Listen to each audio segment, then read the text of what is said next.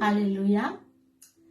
Amin'ny fifaliana lehibe no iara-banatsika rehetrarehetra indray rehefa namalala amin'izao somariva mahafinaritra be izao faly be indray tafiaraka aminareo androany ato anatin'ny fandarana misy andrata isika izay rahanao amin'ny akiradio ny fandarana andramoka izao faly indray miaraka aminareo androany manona ny fiadanan'i Jesosy Kristy Tompo anapaka amin'ny fiainantsika tsiray avy indray amin'ity somariva ity ao anatin'ny tokantranontsika ao dia tsy mba misy zavatra ratsy ho tononona mihitsy ao afa-tsy ny fahatsarana, fahasoavana, ny fitiavan'Andriamanitra, ny voninahitr'Andriamanitra ameno ny fiainantsika tsirairay avy ao anatin'ny tokantrano rehetra izay mandray an'izao fandarana izao na ihany koa mety eny amin'ny toerana rehetrarehetra eny izay misy atsika, mety eny an-dalana ianao, mety any anatin'ny toeram-piasana ianao amin'izao arivo izao mety mbola vao eny an-dalana mody fa tsy hanakana ny fahasoavan'Andriamanitra, tsy hazakazaka hamonjy anao izay toerana misy anao naiza dia tena hazakazaka hamonjy anao ny fahasoavan'Andriamanitra ary havana malala.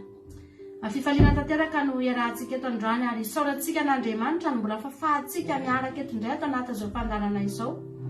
Ny andro anankiray izay ahafahantsika mbola manompo dia isaorantsika azy satria fahasoavana lehibe izany. Fahasoavana ngeza be ry havana malala mbola ahafahantsika tonga eo an-tongony indray androany. Tsy mba hitaraintsika raha tonga eo amin'ity androany ity. Mety nisy fotoantsika tamin'ny herinandro iny tena niantsoantso hamonjena tamin'Andriamanitra mihitsy, mety nisy narary tamintsika teto dia tena nangataka mihitsy tsika nandohalika dia nifampivavaka dia nifampitondra ambavaka dia nangataka io Jesosy io mangataka fanasitrarana avy aminao zay. Mety nisy olona nandalo olana maro samihafa tamin'ny herinandro iny dia tena nandohalika mihitsy dia niantsoantso an'Andriamanitra tao anatin'ny olana rehetra izay nitranga, tao anatin'ny mety zavatsarotra izay nisy na mety korotana sy ny sisa ry havana malala. Fa ny zavatra mahafinaritra dia izao androany ny fotoanantsika eto dia tsy fotoana fangatahana intsony satria tsika efa mino fa tonga eto ianao androany raha nangataka ho sitrana ianao dia sitrana, na rary ianao dia nisitran'Andriamanitra ny aretinao, na nanana olana ianao, haleloja, dia eo Andriamanitra mamany olana ry havana malala, manolo saina, manoro lalana anao ahafahanao andray an'izany vahaolana avy amin'izany, haleloja. Tiantsika loatra Andriamanitra ry havana, tena tianao Jesosy ary fitiavana anao no mbola havelomanao eto androany. Fitiavana anao no mbola ahafahanao na dia niantso ny anarany aza androany ry havana malala. Tsy ny olona rehetra no iantso an'Andriamanitra amin'izao hariva izao, tsy ny olona rehetra manana etaeta anoka bava iantso ny ananan'Andriamanitra amin'izao alina izao, indrindra tsy ny olona rehetra no manana etaeta hideran'Andriamanitra amin'izao alina izao, fa isika raha mbola manana an'izany dia raha isika ho tombo-pahasoavana lehibe zany ry havana. Manana etaeta isika ho tonga eto hankalaza ny anarany, hisaotra azy ny amin'ny zavatra rehetra. Ety am-piandohana dia efa afaka manomboka mivavaka ianao, dia afaka misaotra sahady ianao ny amin'izay rehetra nataon'Andriamanitra taminao. Halleloia. Fa tanany no mikasika antsika, famindram-pony no nomba antsika, nirotsaka tamintsika ary tena namoto antsika hatrany anatiny mihitsy ny famindram-pon'Andriamanitra, hatrety ivelany ka hatrany anatiny. Tena novotosan'izany fahasoavana sy famindram-po zany. Afaka manomboka misaotra an'Andriamanitra sady tsika amin'izao fotoana izao, afaka manomboka mipololotra avy any anatinao any ny fiderana an'Andriamanitra ao anatin'izao fotoana izao ry havana malala. Tsika androany hisaotra an'Andriamanitra, tany sao izay rehetra mba takatry ny sainao, izay rehetra mba vita aminao androany, ninona mety zavatra tonga ao anatin'ny sainao ka sampanao fa fitahiana avy amin'Andriamanitra, tany sao reny ry havana malala. Tsika tsy joro vavolombelona, tsika tsy misy andao tsika ao anatin'ny adinay dia ifampitantara sy joro vavolombelona amin'ny zavatra nataon'Andriamanitra tamintsika. Fa androany Andriamanitra nataontsika mahita androany fa manome voninahitra azy tsika any anatin'ny toerana misy antsika any dia atao vitany fa io ianao fa mahatsapa ny zavatra nataony, io ianao fa mandoaika, io ianao fa misaotra, io ianao fa tena mahatsiaro mihitsy hoe Andriamanitra tena tsara ianao, tsara teo amin'ny fiainako ianao. Halleloia. Amen. Jesosy io misaotra anao zay Jesosy. Amin'izao fotoana izao any ambadika any misy olona mitomany any ry havana malala, misy olona any amin'izao fotoana izao tena latsa-drano maso, tena ao anatina ranomaso ny fiainany, anatina fiainana tsy misy tsiro, ny fiainana tena mahakivy, fiainana mampamohy fo ny fiainany amin'izao fotoana izao. Fa maninona ny fiainanao ny tsotra izany? Fa maninona ianao ny tsotra amin'izany ry havana malala? Rehefa tamin'ny andro faraparany teo, tamin'ny herinandro lasa talohan'iny herinandro iny dia nandreza efa tato ato dia maro ny olona mamono tena ry havana. Ankizy tanora 20 taona, 25 taona mamono tena aty andafy ety, tena tsy fantatra hoe inona ny antony fa dia mamono tena dia maty ireo ankizy ary mijaly ny ray aman-dreny. Ry havana malala, tsy olona tsy manan-koaniny zany, tsy olona sans abri zany, fa olona manana ray aman-dreny, manana tokantrano, fa mahavariana fa mamono tena. Satria nahoana? Misy fiainana tsy mahafinaritra ao, misy zavatra efa tsy tiana hitohy intsony ao, misy fiainana efa tsy tiana hitohy intsony ao, efa tsy zaka intsony ny vesatry ny fiainana, dia manapa-kevitra ny hamono tena ny olona. Fa maninona tsika reto no mbola mazaka e? Maninona ianao mbola io ry havana? Maninona tsika tsy mbola nandalo tao anatin'ny saintsika mihitsy zany hoe andeha hamono tena, fa tsy vitako intsony ny fiainako. Ninona zavatra natrehanao? Ninona zavatra nalalana nalehantsika? Dia fantaro fa tsy ianao rerany nandeha. Andriamanitra tena nombanao teny rehetra teny, niarany zaka taminao izy. Raha nisy azo fijaliana nentinao dia aza mieritreritra ianao fenao rerany no nitondra an'iny. Fa Jesosy tena niarany tondra taminao, ary ny tena marina izy no nitondra betsaka mavesatra noho ny nentinao. Halleluia. Raha nanana olana ianao, raha tao anatina fahakiviana ianao, aza mieritreritra ianao fa tsy teo Andriamanitra, fa ny mahatonga anao tsy tonga amin'ny famoizam-po, satria teo Andriamanitra nampahery anao, eo Andriamanitra mampitraka anao. Halleluia. Isanandro mampandresy anao izy. Todinao iny herinandro iny, satria tsy ianao no matanjaka, tsy ianao no mahery, fa ianao ry havana malala no nitahian'Andriamanitra. Betsaka ny tsy natody an'iny herinandro iny ry havana, betsaka ny nandevina tamin'iny herinandro iny ry havana malala, fa ianao tonga eto ianao androany. Na mindrana fotsika rehetrarehetra eto, misaotra Jehovah Andriamanitra, misaotra fa tena namindrana fo tokoa zahay, misaotra fa tena tsapanay, fa zao iainanay izao dia tsy misy afa-tsy ny famindram-ponao, tsy misy afa-tsy ny fahasoavanao. Mendrika anao ny dera sy ny atsy. Halleluia. Mendrika anao ny voninahitra. Halleluia. Amen. Jesosy.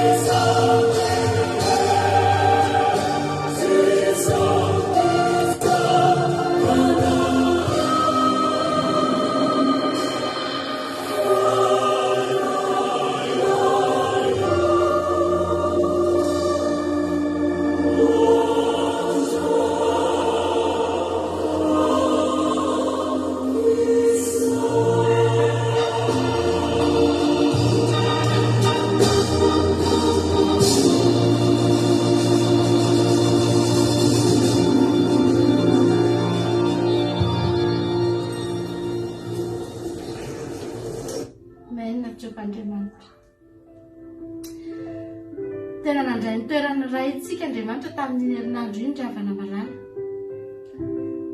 nandray ny toeran'ny tompo fotsiny Andriamanitra dia be dia be zavatra tsy nitranga teo amin'ny fiainantsika. Ny tompo ry havana malala dia tsy voatery hikarakara ny mpanompona ny tompo. Ny tompo dia manome karama, manome ny tambo karama sy ny valika sasarana natao amin'ny tompo. Fa ny tompo tsy mikarakara ny mpanompo. Ny tompo tsy mandray engagement amin'ny mpanompo. Fa Andriamanitra ry havana malala tsy mipetraka tamin'ny toeran'ny tompo fotsiny izy tamin'ny herinandro iny. Teo amin'ny fiainako, teo amin'ny fiainanao. Fa tena ray Andriamanitra.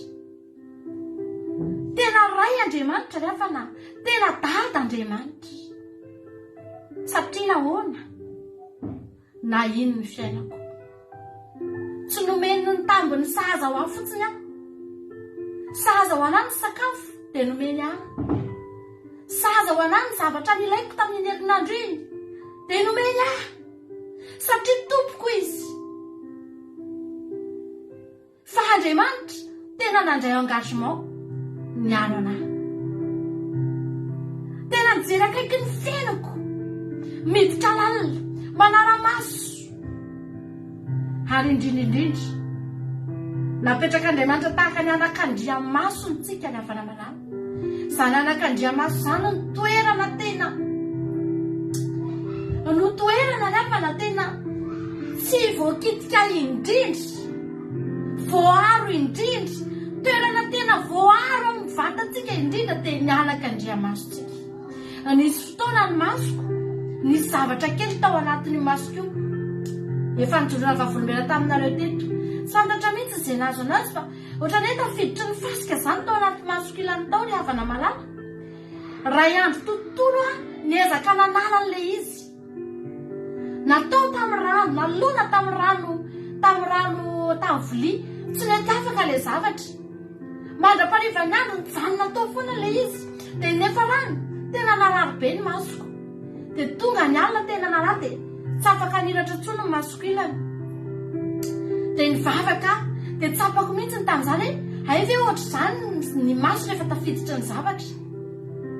Tonga dia tsisy mandeha izany ny fiainanao, tonga dia renao mihitsy hoe misy zavatra tsy mety ny fiainanao. Nefa zavatra kely dia kely ny tafiditra tao anatin'izany masoko izany. Mety potina vovoka kely anankiray no niraikitra tao. Rehefa tonga ny maraina ry havana malala, mbola nivoto be ny masoko ny maraina. Fa nahavariana, afaka adiny roa tao aorianan'izay niena ilay masoko. Sitranao azy teo, tsy nasiana neneny. Fa tsapako tamin'izay hoe Jehova, tsapako ankehitriny ny ametrahanao ny toerana misy anay. Anakan-driamaso, toerana tena tokony arovana ary tena tsara aro. Fa raha izany no tafiditry ny zavatra kely fotsiny dia tahaka ny mikorotana ny fiainana. Ary tsy fon'Andriamanitra tsika ry havana malala. Tsy fon'Andriamanitra na dia piti-bovoka faran'izay kely aza ka hiditra ao anatin'ny fiainanao. Na dia loto faran'izay kely aza ka hanafika ny fiainanao. Satria fantatr'Andriamanitra fa hanahirana, olana ny fiainantsika raha ho tafiditra ny fahavalo. Ry havana malala, inona Andriamanitra eo amin'ny fiainanao? Eo amin'ny fiainako Andriamanitra dia dadako, raiko. Ary tena raiko mihoatra noho ny raiko ara-nofo satria fantatro fa raha teo ny raiko ara-nofo tsy afaka nanara-maso any amin'izay toerana misy ahy. Voafetra ny zavatra azo natao tamiko. Fa ny raiko any an-danitra ry havana malala, afaka mijery ny fiainako, afaka tena hananako antoka. Fa naiza naiza toerana misy ahy dia eo izy. Haleloia. Andriamanitra lehibe ny Andriamanitra tsika ry havana malala. Tsapanao teo amin'ny fiainanao ve izany? Na tsapa ve ianao? Fa tena dada teo amin'ny fiainanao Andriamanitra. Tsy nanompo fotsiny ianao tamin'ny herinandro iny, fa tena nanehoana fitiavana ianao. Naneho fitiavana taminao no rainao, nitantana anao no rainao. Haleloia. Tsy nisy loza lanjoanao satria tananankavanan'ny fahamarinana no nitantanana antsika rehetrarehetra ry havana malala. Tena tianao Jesosy, dao tsika hanome voninahitra azy amin'izao fotoana izao. Dao tsika hidera azy amin'izao fotoana izao.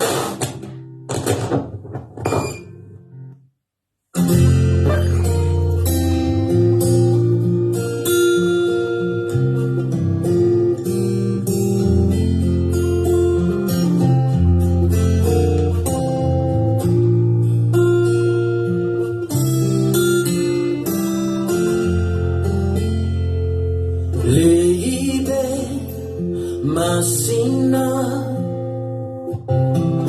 ni anarana isamu desosio nuituvi amina venueli faefana masinaina isamu desosio niwarinamina funina ijawana karenana sandata zau tunturizau mangalasana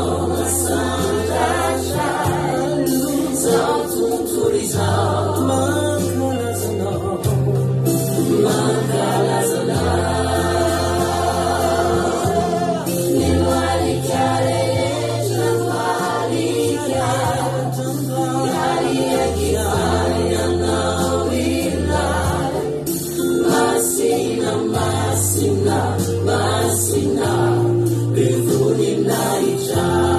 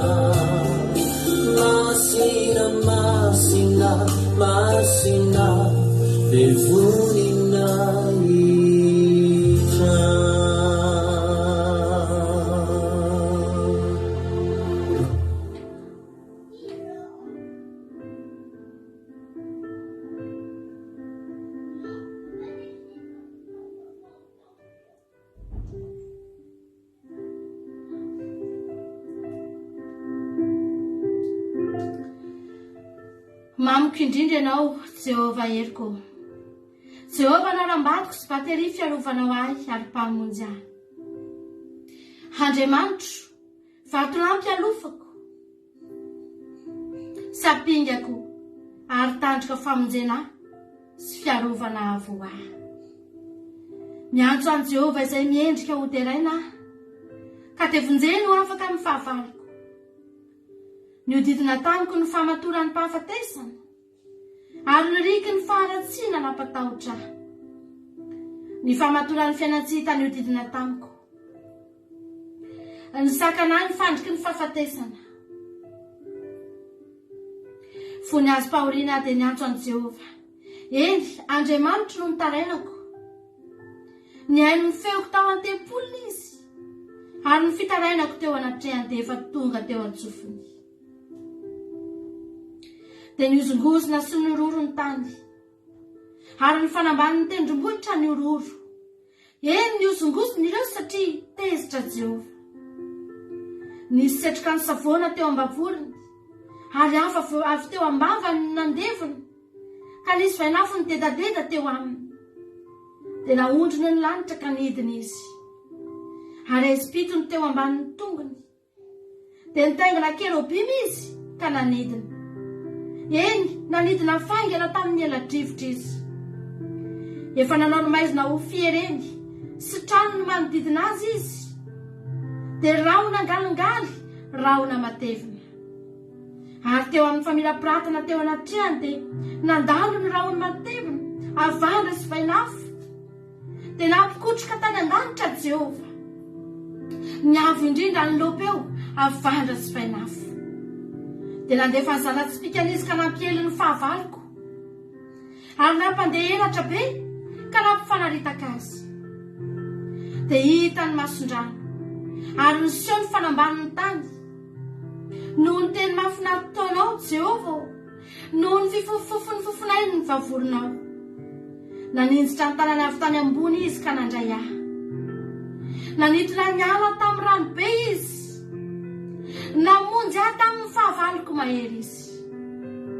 Sy tamin'izay nakahala satria tsy leoko ireny. Nisakana tamin'ny andro nahitako ny loza ireny, nefa Jehova no niseho mpanohana ahy.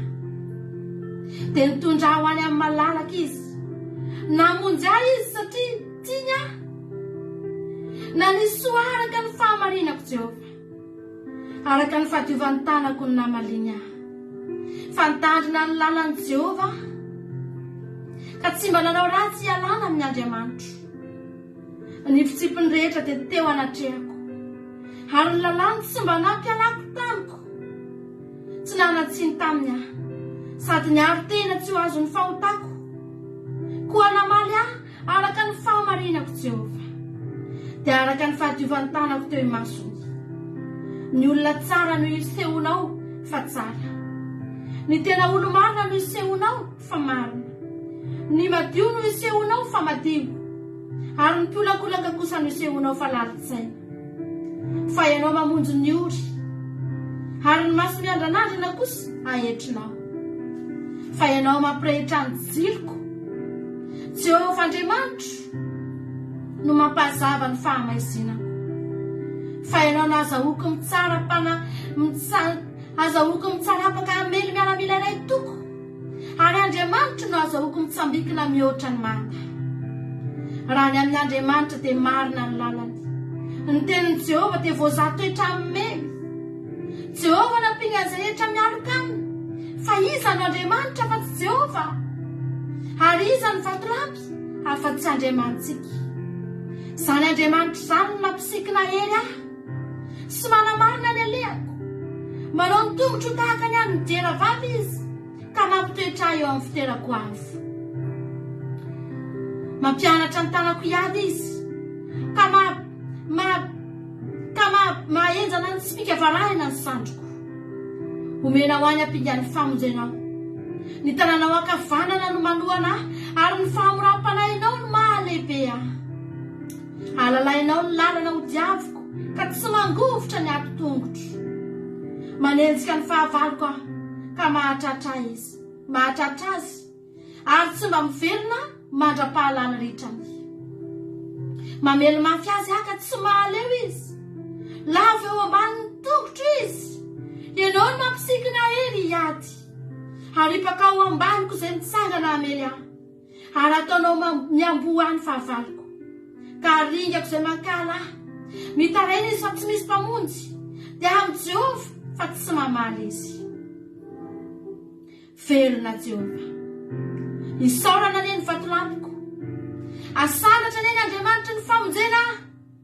Dia Andriamanitra izay manao fahamaliana saina ho aho ka mampalaiky ny firenena azy. Mpamonjy ahy amin'ny fahavaloko izy. Eny manandratra ho amboniny izay mitsangana hanohitra ianao. Ary mamonjy ahy amin'ny olon-dozabe. Koa izany no hiderako anao eny amin'ny firenena samihafa Jehova. Sy ankalazako ny anaranao.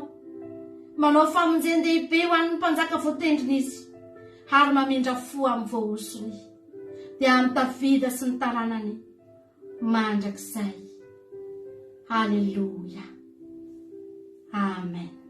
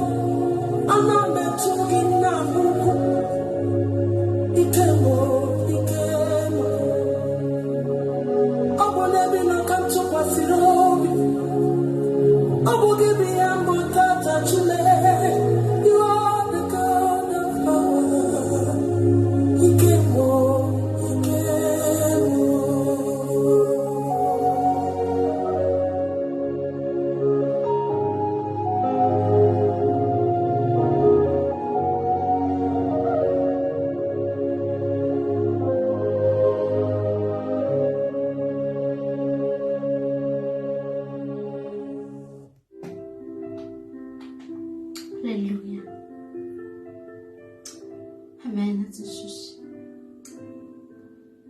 Ianao koa nge mba irainay Andriamanitra. Ianao ilay Andriamanitra ny hery, Andriamanitra ny fataterahana sy ny voninahitra Jehovah. Ny herinao na efanao amin'ny zavatra rehetra Jehovah Andriamanitra. Ndreto koa izay androany Jesosy. Ndreto koa izay androany mba manandratra ny feonay eto anatrehanao. Ndreto koa izay androany Andriamanitra. Mba miteny eto anatrehanao fa ianao no iranay. Jehovah Andriamanitra. Fa namaky an'izany salamo soratany David izany izay Andriamanitra dia tena sapanay tao anatin'izany mihitsy hoe tsy takatry ny saina ny fahalebiazanao. Ary tahaka nitanay eto mihitsy Andriamanitra. Fa mbola nofitinina faran'izay kely izany salamo izany Jehovah. Nofitinina Jehovah Andriamanitra. Fa tena hitanay mihitsy hoe mbola marobe ny tokony ny soratana Jehovah Andriamanitra. Saingy kely ihany afaka tafiditra Jehovah Andriamanitra. Fa izay koa nge Andriamanitra mba tahaka n'izany Jesosy. Raha ny zavatra rehetra mba tianay tenenina, raha ny zavatra rehetra mba tianay soratana Tompo, tsy tambo isaina Jehovah Andriamanitra. Hakely dia kely ihany mba voalazanay. Kely no mba vitanay Andriamanitra. Fa ianao mahalala izay nataonao. Fantatrao ny zavatra nataonao. Fantatrao ny hetsika rehetra nataonao. Fantatrao Andriamanitra ny zavatra rehetra ataonao an-danitra ho anay. Hitanao reny rehetra reny Jehovah Andriamanitra. Nataonay aty mandray fotsiny, miandry fotsiny izay, miandry anao fotsiny izay Andriamanitra, dia mandray avy aminao izay. Anefa izay tena sambatra. Ny tenao milaza hoe sambatra ny manome noho ny mandray. Fa mahavariana fa zahay mandray avy aminao nefa izay tena sambatra Jehovah. Mahatsiaro fahasambarana ny fonay sy ny sainay sy ny fanahinay Jehovah Andriamanitra. Isanandro tena renay ny Andriamanitra ay fa mitantana ny fiainanay. Renay ny Andriamanitra ay fa mombanay. Tsapanay ny Andriamanitra efa tsy mahafoina mandao anay. Halleluja. Na any amin'ny alalan'ny teny Andriamanitra. Zavatra rehetra ataonao makasika ny fonay rehetra reny. Ahitanay ny anaranao reny. Ahitanay ny voninahitra reny Jehovah. Kely mba vitanay eto. Fa mba hanolotra ira ho anao koa izay Jehovah Andriamanitra. Ira no mba vitanay ny manolotra azy. Vetsivetsy koa no mba vitanay ny manolotra azy Andriamanitra. Raha nananaondry aman'arivo ny tahaka ny Solomona izay Jehovah nataonay izany. Fa androany Andriamanitra, tsy izany nataonay ho anao fa ira avy anatin'ny fonay, fisaorana avy any am-ponay, fiderana avy anatinay Jehovah Andriamanitra. Halleluja. Dorana eto anatrehanao ihany koa ny fanatitra Jehovah. Dia ny fanatim-pisaorana sy ny fanatim-piderana Jehovah Andriamanitra. Tsy fantatra hoe ohatrinona ny tombam-bidiny izany raha mihoatra amin'ny endry Solomona Jehovah. Raha mihoatra amin'ny endry Abrahama Jehovah. Ianao no mahalala hoe ohatrinona no tombam-bidy ny zavatra ataonay ho anao Jehovah Andriamanitra. Kely dia kely Tompo. Fa ataonay amin'ny fonay manontolo Andriamanitra. Fantatra efa tsy hitovy amin'ireny mpanomponao reny mihitsy izay nao viana. Tsy hitovy amin'ny anjely ao an-danitra ao nao viana izay Andriamanitra. Ninona mety teny entinay nideranao. Tsy hitovy Jehovah. Fa kely dia kely no mba vitanay ho anao. Fa kosa Jehovah Andriamanitra. Atolotray amin'ny fonay manontolo. Halleluja. Atolotray amin'ny fonay manontolo Jehovah. Amin'ny fonay rehetra Jehovah Andriamanitra. Mety azandray an'izany fiderana izany ianao. Mety azandray an'izany fisaorana izany ianao. Fa mba hiteny koa izay fa Andriamanitra lehibe ny Andriamanitra ifafana. Mba hiteny koa izay androany fa Andriamanitra tsy toy ny Andriamanitra ifafana. Halleluja Jehovah. Halleluja Jesosy. Misandratany amin'ny voninahitra ny anarana eo. Fa sady lehibe ianao no mendrika ny masina indrindra Jehovah Andriamanitra. Misandrata Jesosy. Amen. Amen Jehovah Andriamanitra.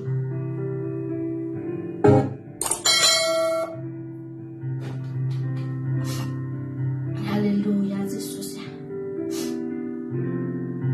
Ravana malala.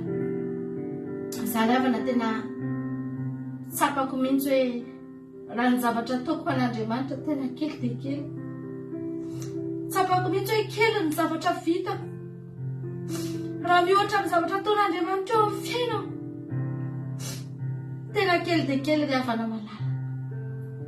Tena tsinitsinina ry havana malala. Tsy fantatro ianao manoloana an'izany. Manahoana no mety eritreritrao manoloana an'izany hoe zavatra ataon'Andriamanitra eo amin'ny fiainanao izany. Aza manokana tena matsapa hoe tena kely. Tsy niampafiry ny zavatra nataony mba voavaliko, tsisy ninona voavaliko. Ny zavatra fantatro fotsiny dia Andriamanitra lehibe ny Andriamanitra ifafahako. Midera azy aho satria izay no mba azoko atao. Haleluya. Izay no mba vitako. Haleluya. Amen. Go vertika izany androany. Go vertika izay izay androany. Mahitany kotsika androany ny Jehova. Andriamanitra ny hery ianao. Andriamanitra ny fahefana ianao. Haleluya. Amen.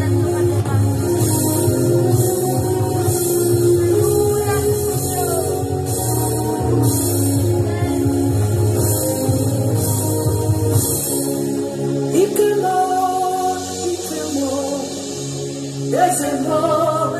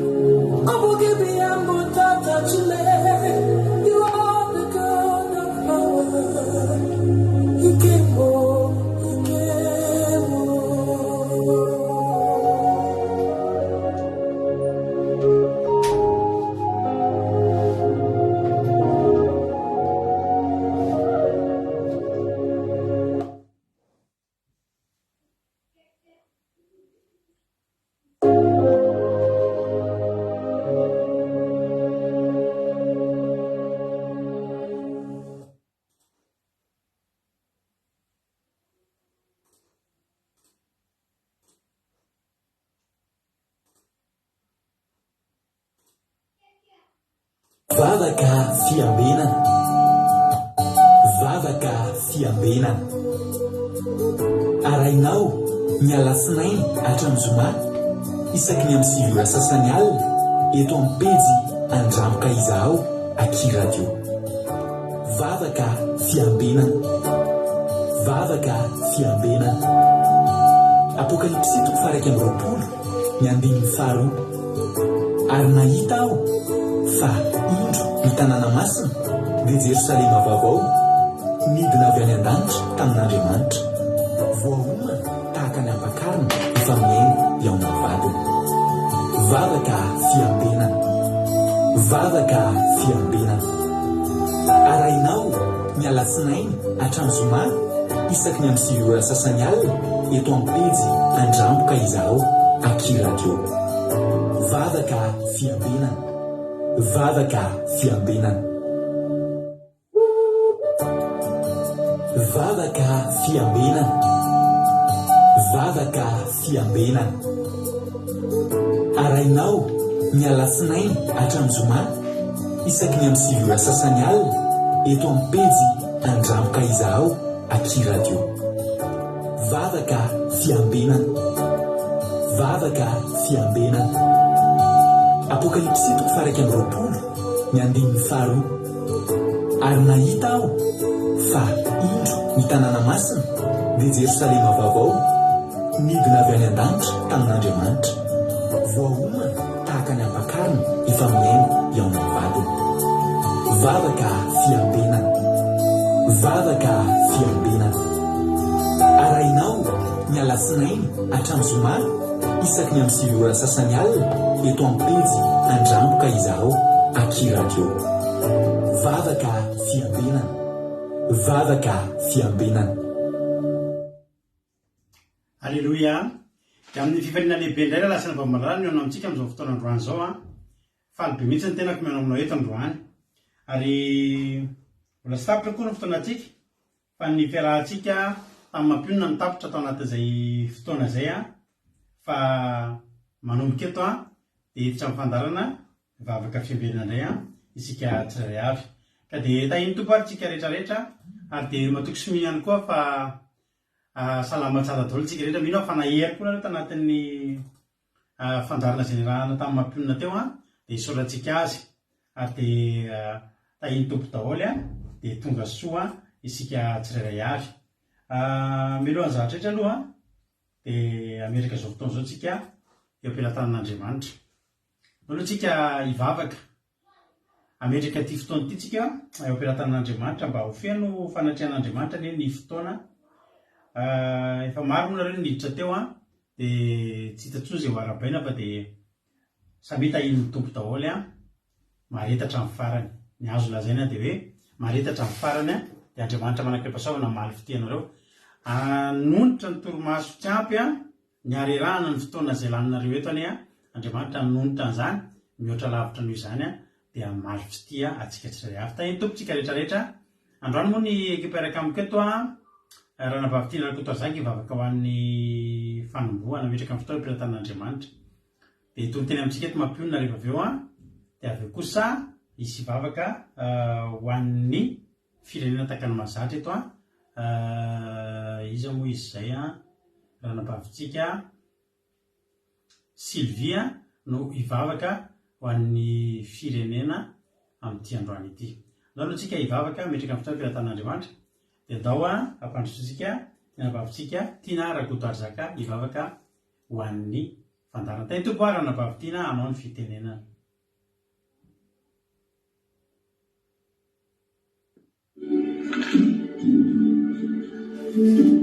Iny Jesosy tsika rehetra dia faly be ny tena voa da mpiaraka aminareo izay takarivo izao ry ava-malala.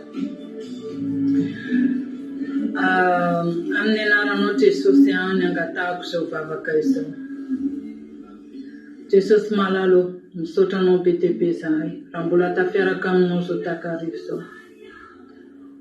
Jesosy malalo, raha tsisy anao tokoa ny fiainanay Jesosy eo, raha tsisy anao tokoa ny fiainanay dia tsy mbola ohatr'izao izay, raha mbola tsy tonga eto anatrehanao izay Jesosy. Jesosy malalo, androany dia mangataka aminao omeo hery, omeo fahazavana ary omeo fahasambarana izay olona rehetra tonga eto miheno anao sy manatrika amin'izao fivavahana izao Jehovandriamanitra. Dia hotahiny Jesosy malala ny antsika rehetra dia hiaraka hivavaka isika. Jehovandriamanitra ray malalo, misaotra anao be dia be izay raha mbola tafiaraka aminao izao takarivo izao. Misaotra anao be dia be izahay fa raha tsy noho ny fitiavanao Jehovandriamanitra, raha tsy noho ny fahazavanao, raha tsy noho ny herinao tsy tonga eto izay menakavy kely. Ary raha mbola misy namanay taraikiraiky any ambadika any Jehovah, raha voahelingelina amin'ny alalan'ny fakapana-ratsy Jesosy eo dia afao amin'ny alalan'ny herimasinao, afao amin'ny hazavanao Jesosy eo mba ho tonga aingana eto ny rahavavy ranadahakelinay ary nizany zany ka tia hanatsika amin'izao fitahiana aram-bavaka izao. Jehovandriamanitra dia angatahako amin'ny anaranao masina ihany koa Jehovah, ninona zavatra ho velabelarina eto, na toroteny izany, na vavaka amin'ny firenena, na fitahiana Jehovandriamanitra dia amin'ny lalan'ny zanako masina Jesosy malalanay Jesosy tahio mba azo hery izahay tsirairay avy, mba azo fahazavana, mba azo fitahiana ary indrindra Jesosy raha misy marary eto, raha misy malemilemy eto, raha misy matoritory eto dia foazy amin'ny alalan'izany fahazavanao zany, foazy amin'izany alalan'ny herinao zany Jesosy fa ny fitiavanao dia mahery noho izao rehetra izao. Hiara hiady aminay izay Jesosy hiara hitsangana aminao izahay, hiara heno ny fitahianao izahay, kotahio izay Jesosy apetraka eo ampelantananao ny fiainanay, ny fitahianay, ny fangetahetahnay, kotahio izay Jesosy amin'ny alalan'ny herinao masina, amin'ny alalan'ny fahazavanao dia ho tanteraka amin'ny anaranao masina izany Jesosy, amin'ny anaranao mahery indrindra noho izao rehetra izao. Ka ninona Jesosy ataona eto dia aoka tsisy hanakatsakana an'izany ninona izany Jesosy fa aoka ny fitiavanao mahery toy ny afo anakana an'izany Jesosy dia amin'ny anaranao masina mahery indrindra ny angatahako izany vavaka izany dia samy mahery tsika ry ava-malala izay tonga eto fa Jesosy fombantsika hitahy antsika mijoro lalandava fa eo akaikinao Jesosy dia tahiny Jesosy tsika rehetra dia minofinaritra tompoko. Amen. Alleluia. Alleluia. Mankasitraka indrindra andranavavy Tina Rakotoarizaka atao anatin'izay vavaka fanomboana izay netiny tamintsika teto izay androany. Misaotra anao dia Andriamanitra manakeo-pahasalamany amaly fitianao dia maherezatra ny hatrany dia tahin'ny tompo Alleluia. Amen. Mirabantsika rehetrarehetra andalo tsika eno hira dia ao amin'ny antivitsika hidratra amin'ny tenin'Andriamanitra izay hoentiny mampionina. Ny tenin'Andriamanitra eto mampionina moa dia mivavaka maraina omaly no velabelaritsika eto amin'ity androany ity. Ndao ary minofinaritra amintsika rehetrarehetra ny afatra menanao androany dia avy amin'ny koralina ny afatra avy amin'ny Tanjobato Martyra tao fiangonana nisy andro mampionina taloha moa satria koralina niaraka tamin'ny daholo reto dia Jesosy tsy manary nytitranyzany izany minofinaritra atoetranao mpitiavana be dia hiditra avy hatrany amin'ny tenin'Andriamanitra ao aorianan'izany dao azy.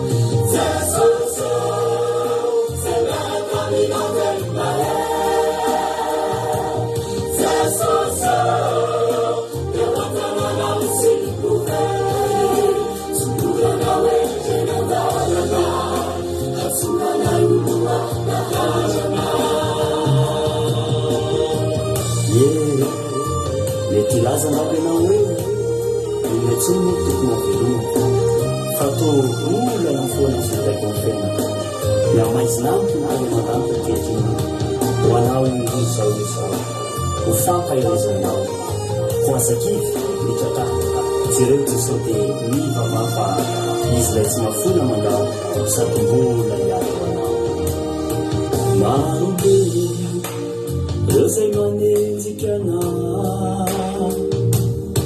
miady mafy miaso lafakana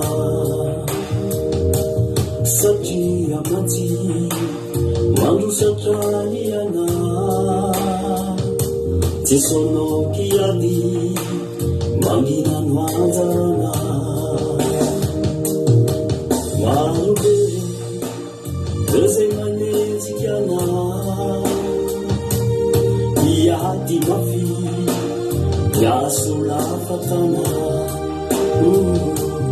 satria maty mandroso atraniana jesonao kiady manginano anjarana jesonao kiady manginano anjarana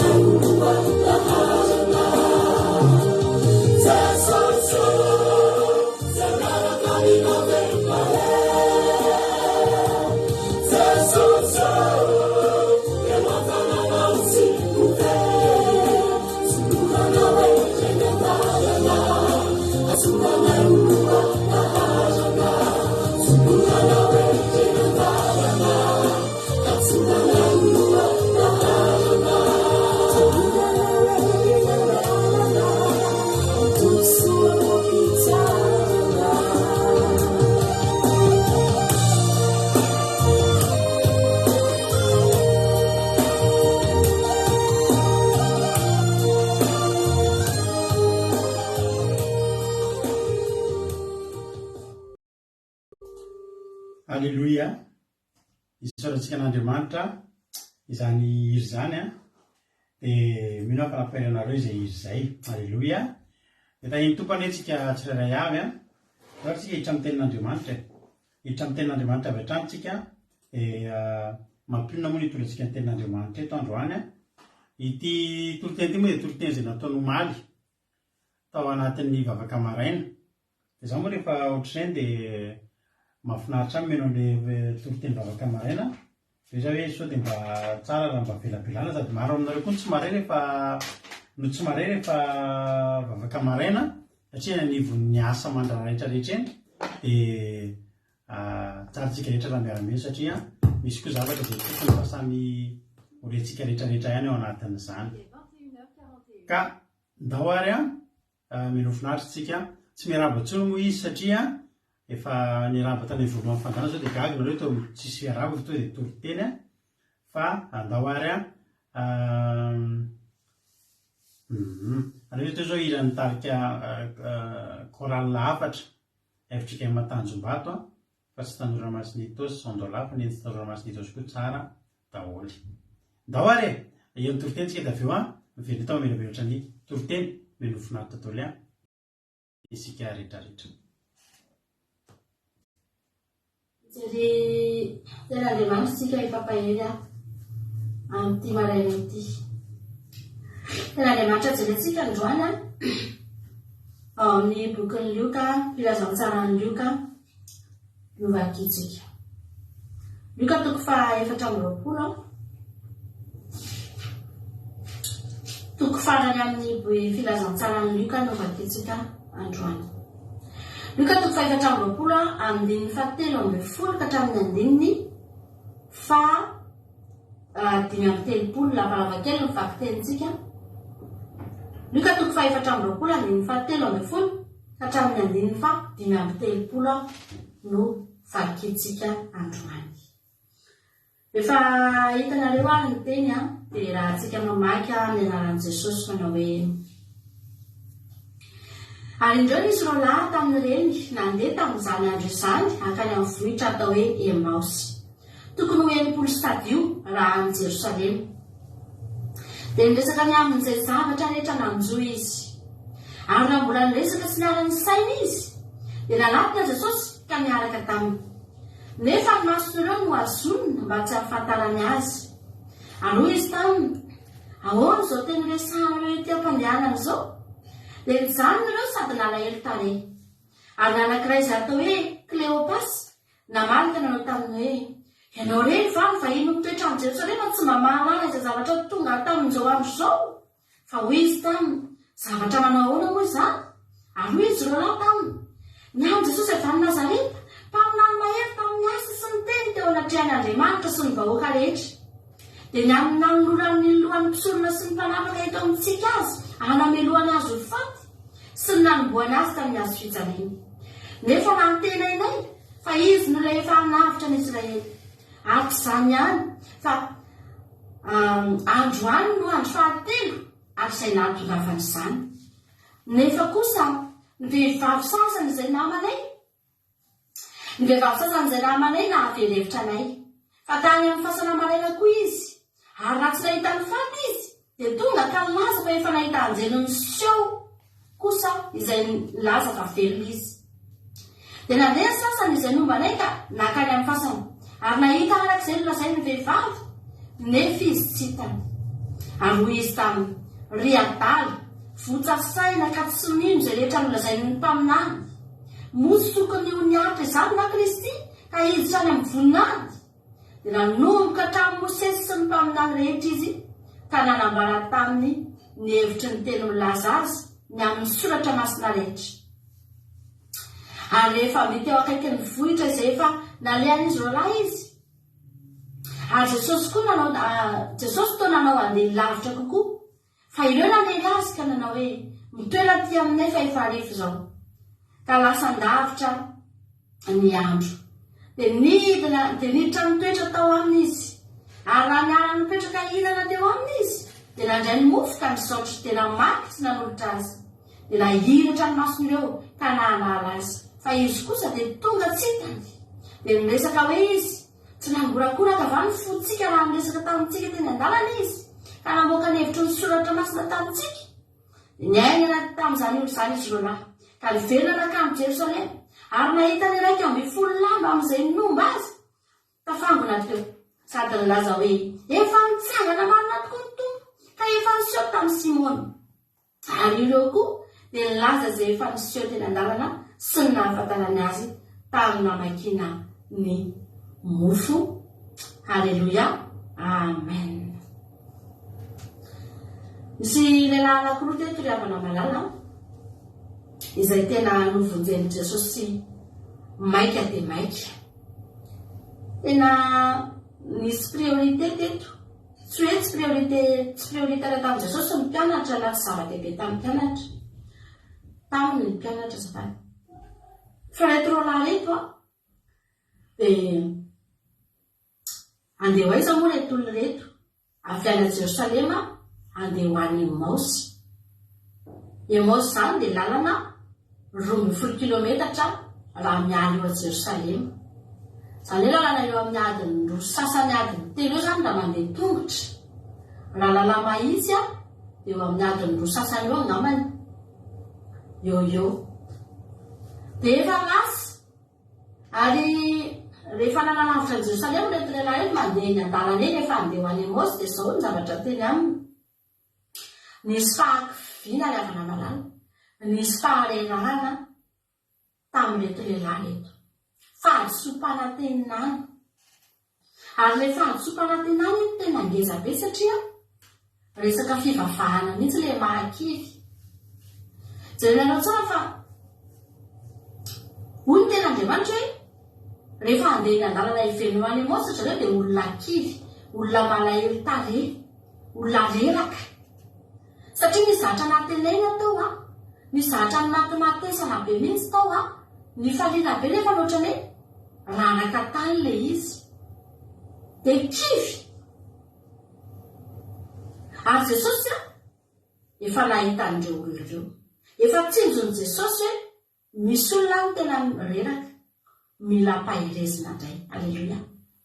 Diso fanantenana kivy fa mila ho atsangana indray anangana anao any Andriamanitra androany ato anatin'ny tontolo ity.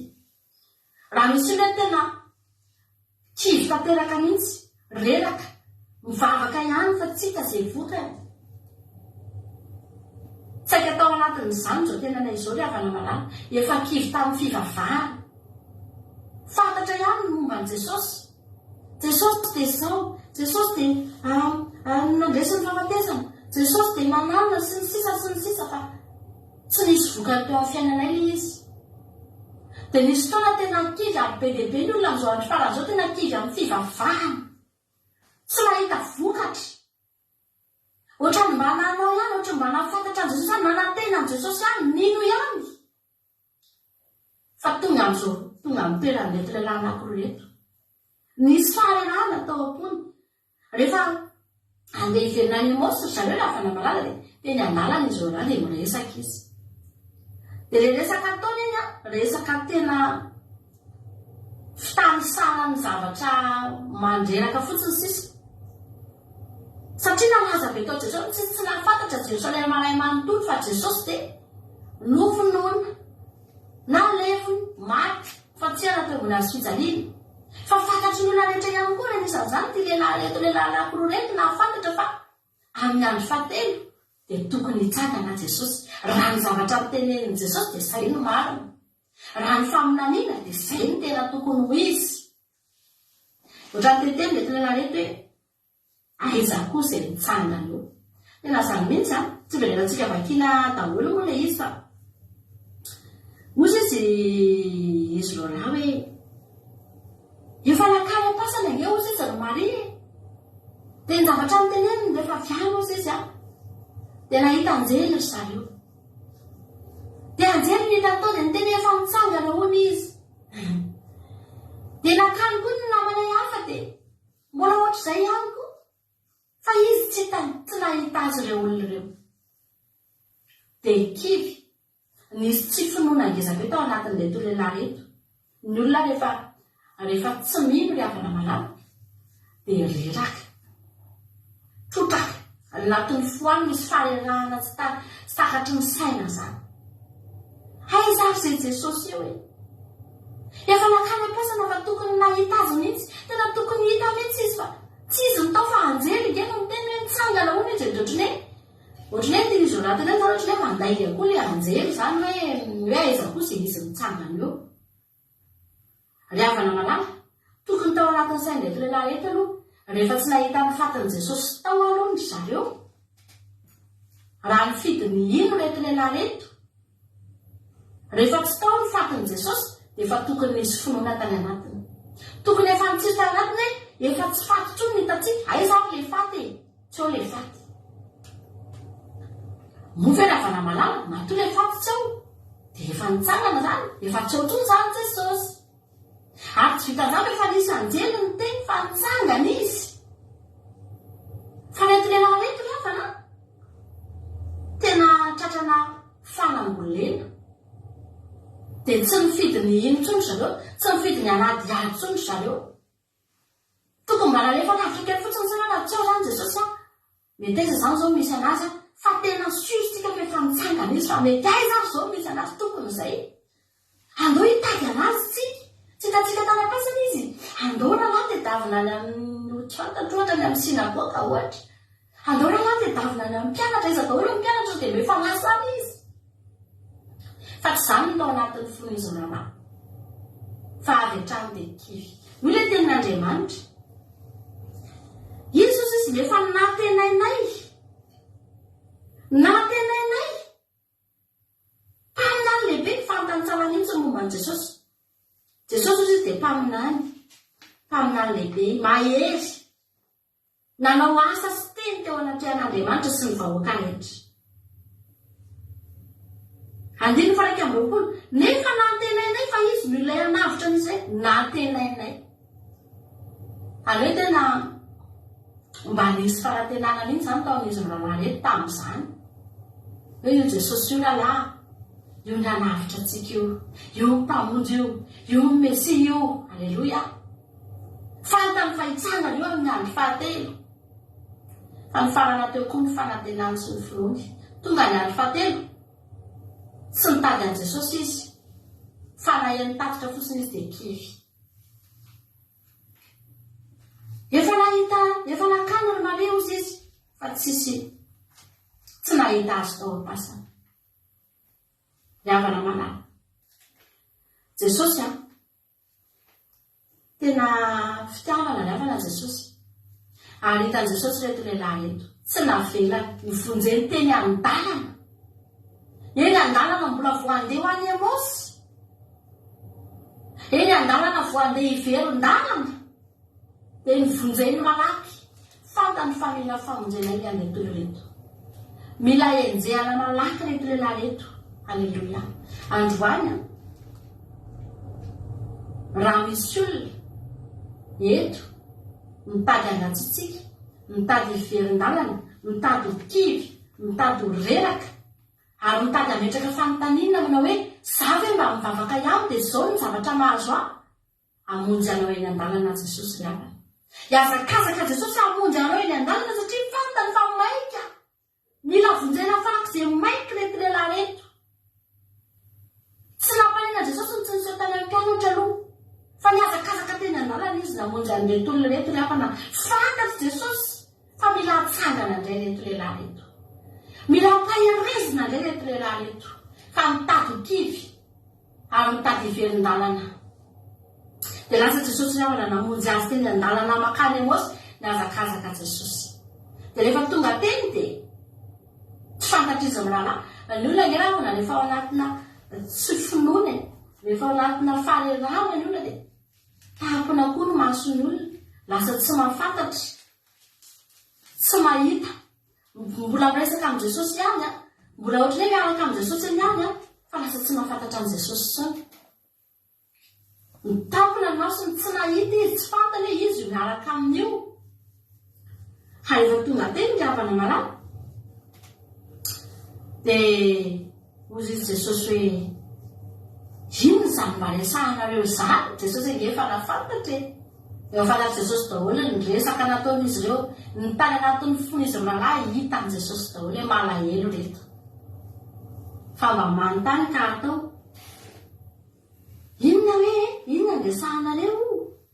Teo amin'izay izy ireo lahy mitantara, hitanao fa na ianao vahiny e, tsy fantatrao anga fa ovina ianao tonga atao Jerusalema. Ianao hoe dia tsy mahafantatra an'izany hoe Jesosy zany, izany tsy malala an'izany. Vonoiny lohampisorona izy. Dia avy eo miteny izay tsangana izy amin'ny andro fahatelo, dia izay mba nanantena izy nefa aika tsy nisy koa. Izay ny dikany eo ny hafana. Aika tsy nisy koa. Hoy izy Jesosy hoe hoy izy Jesosy hoe ry adala eo amin'ny andininy 5:20. Ry adala sy votsasaina ka tsy nino izay rehetra lazain'ny mpamina. Izay rehetra lazain'ny mpamina ny hafana dia inoy fa reny ihany no tantena. Tsika raha manana finoana tenin'Andriamanitra, tsy kivy izany tsika. Na roviana na roviana. Ny olona anankiray rehefa miantehitra amin'izay lazain'Andriamanitra, rehefa miantehitra amin'ny tenin'Andriamanitra ny olona, dia tsy kivy izany mihitsy na roviana na roviana.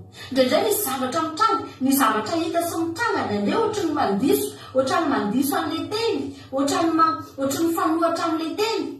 Fa ry havana, mitohiza mino an'ilay teny foana ianao, fa iny tsy maintsy tanteraka iny. Aleloia. Raha mbola tenin'Andriamanitra koa no mitenena fa hitsangana ny andro fahatelo Jesosy, dia mitsangana Jesosy na mbola tsy hitan'izy ireo lahy azy. Efa mitsangana izy fa anananany, tsy voatery tonga dia hitanao eo anao fa efa mitsangana izy. Ny andro fahatelo dia andro fahatelo. Tsy maintsy mitsangana Jesosy amin'ny andro fahatelo. Na hitan'ny mpianatra na tsy hitan'ny mpianatra izy tamin'io andro io. Ry havana malala, manana finoana ny amin'ny zavatra lazain'Andriamanitra. Aza miozongozona, fa reto lehilahy reto miozongozona. Miozongozona, jerenao tsara, mbola amin'ny andro fahatelo angeny afa io andro io. Mbola tsy hoe efa afaka herinandro io. Tsy hoe efa afaka tapa-bolana io na ray volana ka hoe tena dia ny andro moa izany tsika rahalahy. Lasy ny herinandro rahalahy.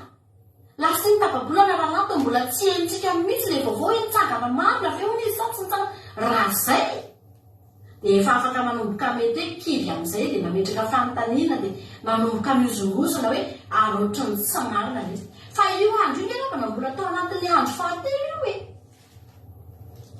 Jesosy tsy maintsy mitsangana. Aleloia. Na dia mbola tsy hitanao azy. Ny vanim-bavaka anao tsy maintsy tonga na dia mbola tsy hitanao azy. Rehefa niteny Andriamanitra fa anatanteraka dia tonga io. Aleloia. Manana finoana ny hafana.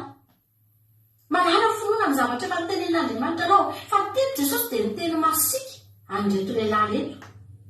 Ry adala, ry votsasaina, tsy mino an'izay rehetra voalazan'ny mpaminany.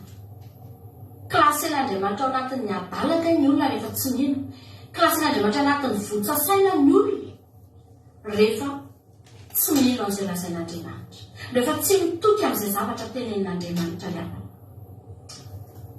Lasa amin'izay Jesosy nanao ny asany izy. Aninona izy eto? Anangana an'ireto lehilahy reto. Aleloia.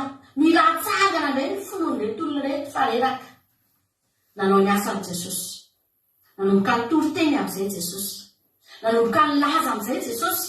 Namerina ny ohatran'ny hoe namerina zero ny sain'ireto lehilahy reto Jesosy dia naverina. Toriany Jesosy amin'izay. Inona daholo ny zavatra nitenen'ny mpaminany? Zao avy ny zavatra voasoratra momba ny Kristy. Namerina Jesosy afa naverina ny toriteny izay Jesosy teny an-dalana. Eritreretina hoe mandritry ny adin-droa zany adin-droa sasany eo zany le lalana le. Dia tsy voalaza intsony hoe niteny izy ireo lahy fa Jesosy no niteny. Nanangana Jesosy. Ianao rehefa ao anatina farerahana ianao na anatina fakiviana, ny tsara indrindra ny hain'ny toriteny ianao. Ny hain'ny feo an'Andriamanitra. Be dia be ny olona reraka kivy fa tsy te hain'ny toriteny. Kamo. Vao mieritreritra fotsiny toriteny dia kamo. Fa ao anatin'ny toriteny, ao anatin'ny feo an'Andriamanitra ry havana malala, io no ananganana anao io. Ny finoana moa ny ten'Andriamanitra dia avy amin'ny toriteny, ary Aleloia. Fa teto nanomboka ny teny re Jesosy, nanomboka lobava ndray Jesosy tamin'reto lehilahy reto, tsy nangina izy dia nanomboka ny ainy ndray izy maralahy, nanomboka any anatin'ny fonany. Jerenao tsara nge rehefa any amin'ny andininy ambany be io atsika ozy izy tamin'ny resaka teny andalana teny, tsy nahatsiaro ohatry nangorangoraka fo be zany ve ianao ozy izy rehefa nahina tranomasony dia tadininy amin'izay fa nangorakoraka be ny fony zareo nyresaka tamin'i Jesosy teny andalana. Haleloia, amen. Jesosy amangy anao amin'ny fo mangorakoraka indray ane Jesosy, hikasika ny fonao indray ane Jesosy, io fotsika indray mafy rehefa kivytsika reraka dia io fotsika io tena mafy fo. Fa androany Andriamanitra hikasika ny fonao indray, amerina ny fotorotoro sy mangorakoraka ny anatintsika indray Jesosy, hanagy anatsika Jesosy le afana malala. Androany ho ataon'Andriamanitra aminao zany raha mino amin'izany ianao. Nangorakoraka ny fotsika lalahy, le fo kivy sy reraka teo, diso fanatenana sy menimenina teo, lasa voakasika indray. Satria Jesosy no miteny, ry havana malala, mahazo toa mihaino feo an'Andriamanitra ianao. Ao anatiny ianao reraka iny, ny anarako na dia zany mihitsy zany ao anatiny ray andro tsy maintsy mihaino toriteny tsy maintsy mihaino toriteny ao amin'ny radio zahako anatiny ray andro. Tsy vita zany hoe akoatra mivavaka fiambelana amin'ny alina iny, tena ao anatin'iny maraina farivany andro mahita fotoana foana tsy maintsy enoko toriteny anankiray. Toritentsika taloha reny ihany dia reny ihany ny averiko. Fa tiako mahafinaritra anahy mihaino, mampitombo anahy, mitahiry anahako. Aleloia. Voavina zao zany verina ny anao le tany manga iny, voafaky maly indray ny anao le tany manga iny, tena dia voakasika ny foko. Mazotoa mihaino feo an'Andriamanitra. Ianao raha olona tsy mazoto mihaino toriteny dia ianao mora kivy ianao. Raha tsy mazoto mihaino feo an' Jesosy ianao dia olona mora hodikodina, mora voahozongozina, mora kivy. Fa rehefa olona anankiray ny havana manala no mazoto zay haino feo an'Andriamanitra, tsy olona ho voahozongozina mihitsy zany olo zany. Ary na misy ady na misy inona eo anoloana ry havana malala, mitenin'Andriamanitra ny manangana antsika. Aketo Jesosy rehefa nanomboka niteny foana amin'izay Jesosy, nanomboka nanangana ny finoany reto lehilahy reto. Aleloia. Hoy ny tenin'Andriamanitra, rehefa nanakaiky ny tanàna nisy azy amin'izay, efa tonga tany ariva ny andro. Lany teny andalana ny andro, ariva ny andro, akaiky ho tonga ny tanàna, akaiky hiditra ny tanàna. Dia ozy amin'izay Jesosy, za ozy Jesosy mbola handeha lavitra kokoa. Zany ozy tsy hijanona eto Emosy ozy Jesosy fa mbola handroso any aloha any andeha. Fizarany toetra io. Nizahany Jesosy toetra io tory rety, inona no mba ho ataony? Inona no mba ho ataony? Ry havana malala, nandrasany Jesosy mihitsy io fihetsika anankiray nataon'izy ireo lahy io. Hoy ny ten'Andriamanitra manao hoe, dia nanery azy,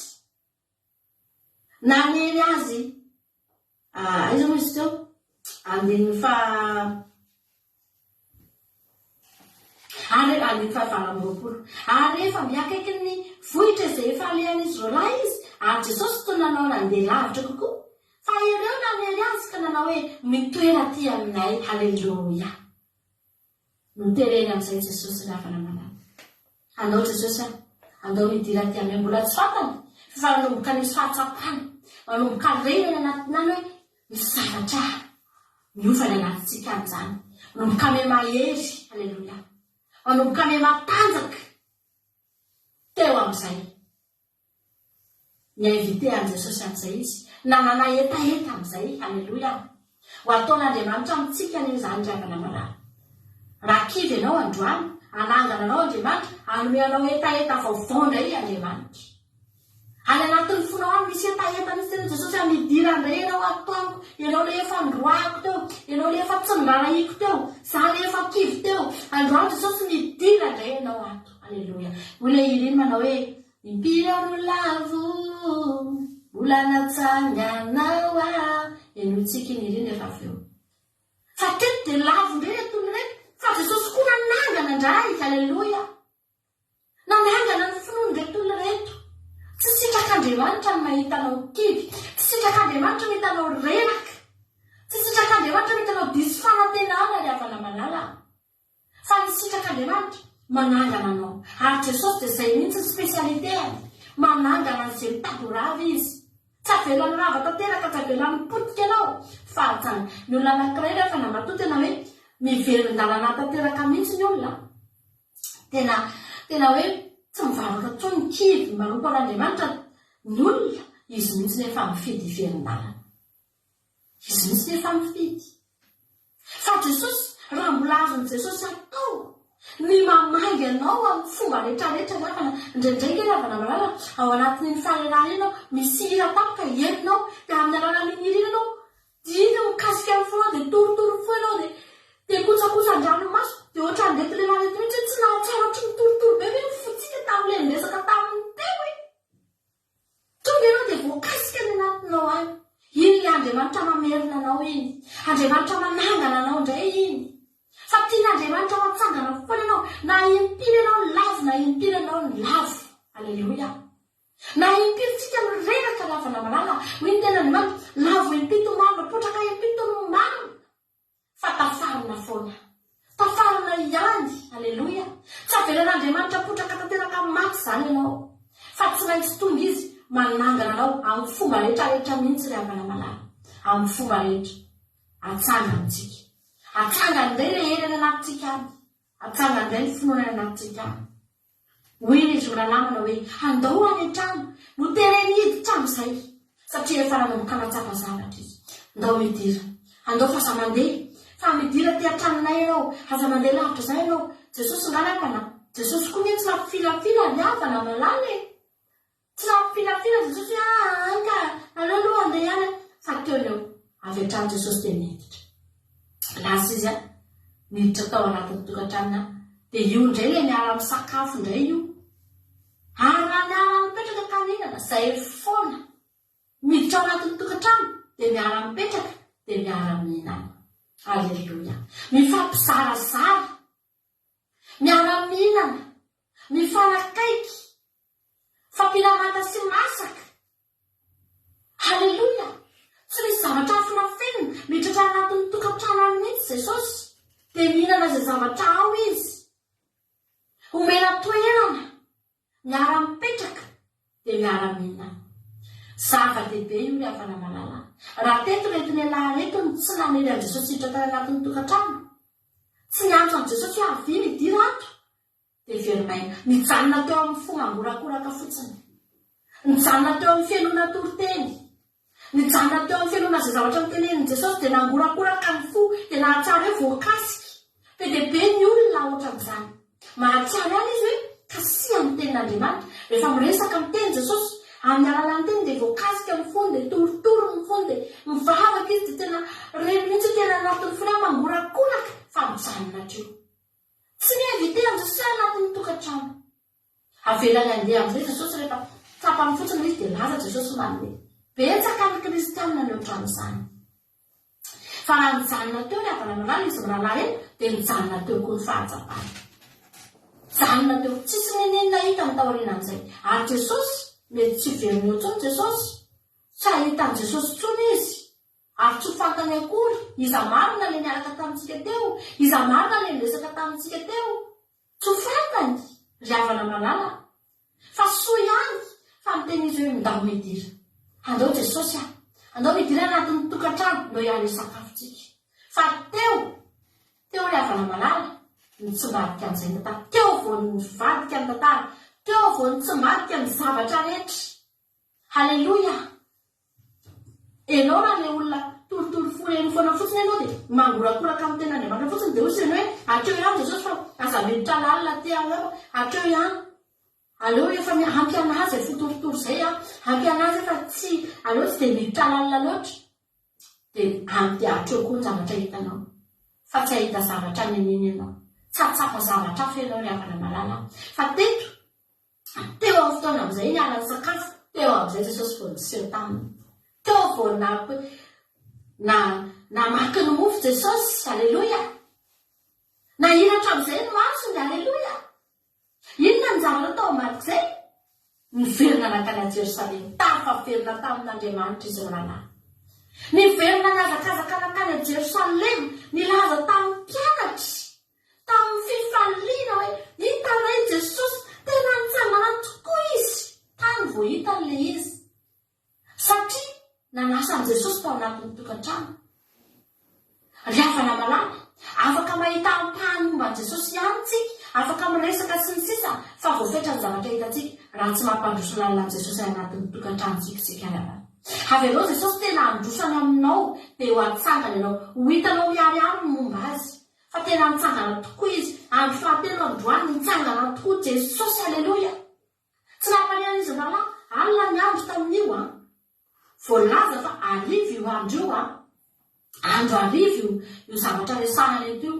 Zany hoe rehefa vita zany ny fiarahan-tsakafo teo amin'ny fiarahan-tsakafo mety efa maizina ny andro fa tsy nampaninina tsony lasa izy nivoaka tsy ny andro maraina satria misy zavatra tao nanosika anazy roalahy lasa miverina nakany a Jerosalema tafa verina tamin'Andriamanitra na dia maizina aza ny andro na dia ariva aza ny andro tsy nanakana n'izy rahalahy tsy tafa verina teo amin'ny fanatrihan'Andriamanitra ny andro maizina ny andro ariva fa lasa izy ravana-malala niverina le lalana efa nalelavitra be teo adiny roa sasany adiny telo nandeha tongotra teo niverena. Aleloia.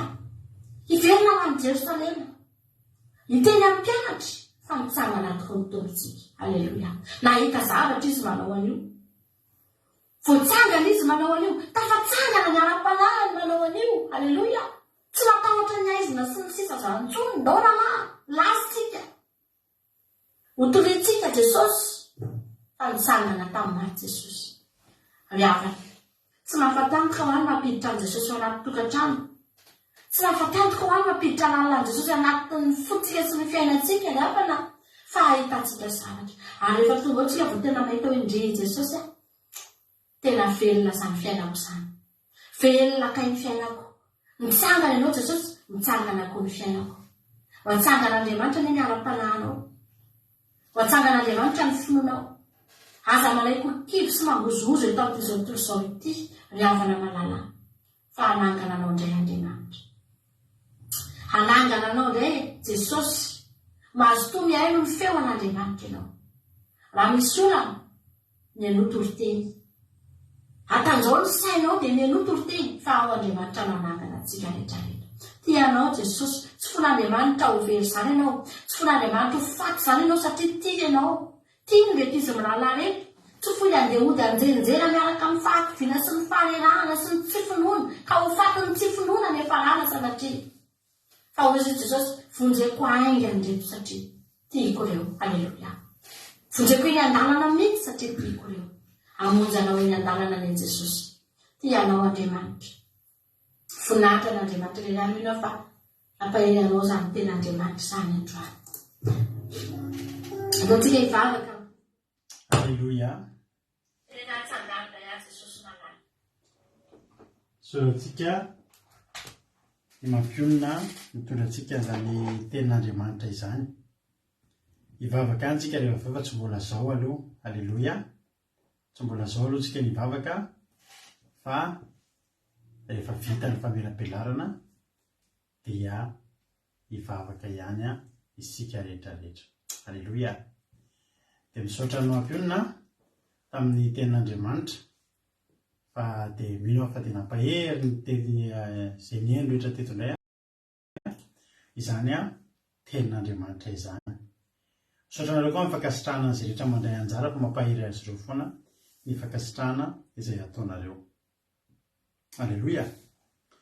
Luka 7:20 andininy fatelo mifolatra amin'ny 5:30 no vaky mampionina dia koa no velabelarintsika androany. Tsara no manamarika ngeza be rehefa namariana ataon'ny mampionina teo hoe ny ariva ny andro fahatelo tantara io no miseho. Hoy ten'Andriamanitra ary ndreo nisy roalahy tamin'ireny nandeha tamin'izany andro zany akany amin'ny vohatra atao hoe Emaosy, tokony ho 80 stadio raha miala avy ao Jerosalema. Eo amin'ny 12 kilometra eo avy ao Jerosalema zay so raha tamin'ny Baiboly eto eo amin'ny misy raha kely ndray 20 kilometatra farany misy fomba fikoanty anazy koa moa dia ny misy fomba fikoanty anazy koa ny enimpolo stadiora tramana tokony 30 kilometatra eo fa zay moa ny fanazavana eto dia ikatsika hoe 12 kilometatra miarany Jerosalema. Zany hoe inona zany ny zavatra nitranga avy eo a Jerosalema izy andeha ho any Emaosy. Inona moa ity tanàna ny Emaosy ity ho anareo izay mety mbola tsy mahalala. Zany Emaosy zany dia vohitra anankiray takany hoe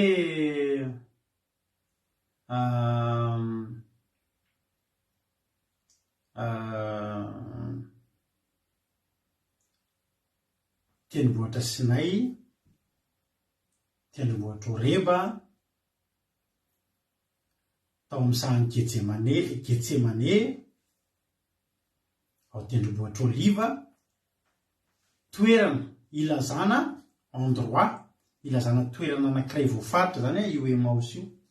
Io Emaosy io dia toerana falehan'ny Jiosy rehefa kivy Jiosy. Io Emaosy io zany dia fandehanana toerana falehan'ny olona kivy, ny olona ketraka, ny olona diso fanantenana, ny olona ambanimbany moral rehetrarehetra reny dia mandeha makao Emaosy. Inona ny ataon'ny olona makao Emaosy? Mamelona fanantenana, mampiakatra korazy, mankasaina.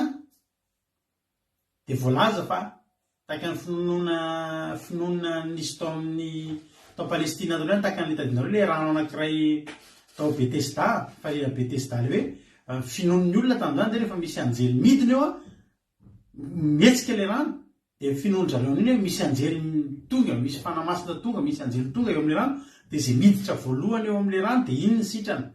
Anisan'ny finoana tahaka izany ihany izay natonga ny anarana atao hoe Emaosy. Ka atsika zany rehefa ohatra zany ianao kivikivy indray andro any dia zao atao hoe za rahalahy ohatrany tsy tafiditra kely hiaraka aminareo aloha za andro any fa hoana ho any Emaosy dia ahafantatry ny olona kivikivy ketraketraka ianao zay ny olona rehetra makany Emaosy dia olona kivy ketraka, olona disodiso fanantenana, reny olona tsy afaka fanadinany reny olona tsy nahazo visa reny olona niandry zavatra tsy tonga reny makany Emaosy. Ary ny tanànany Emaosy dia avy eo Jerosalema dia midina makany Emaosy, zany hoe mahita endrika mitotongana zany tsika, mahita endrika midina. Ary ihany koa 12 kilometatra, inona zany? Memana lavitra ny Jerosalema. Inona moa ny endrika Jerosalema? Ny endrika Jerosalema dia endriky ny fanatrehan'Andriamanitra. Ka ny zavatra azo lazaina zany dia reto olona ireto noho ny fahadisom-panantenana dia nanomboka andeha tafiala tamin'Andriamanitra. Be dia be ny olona no tafiala amin'Andriamanitra, miverin-dalana, mihemotra noho ny fahadisom-panantenana.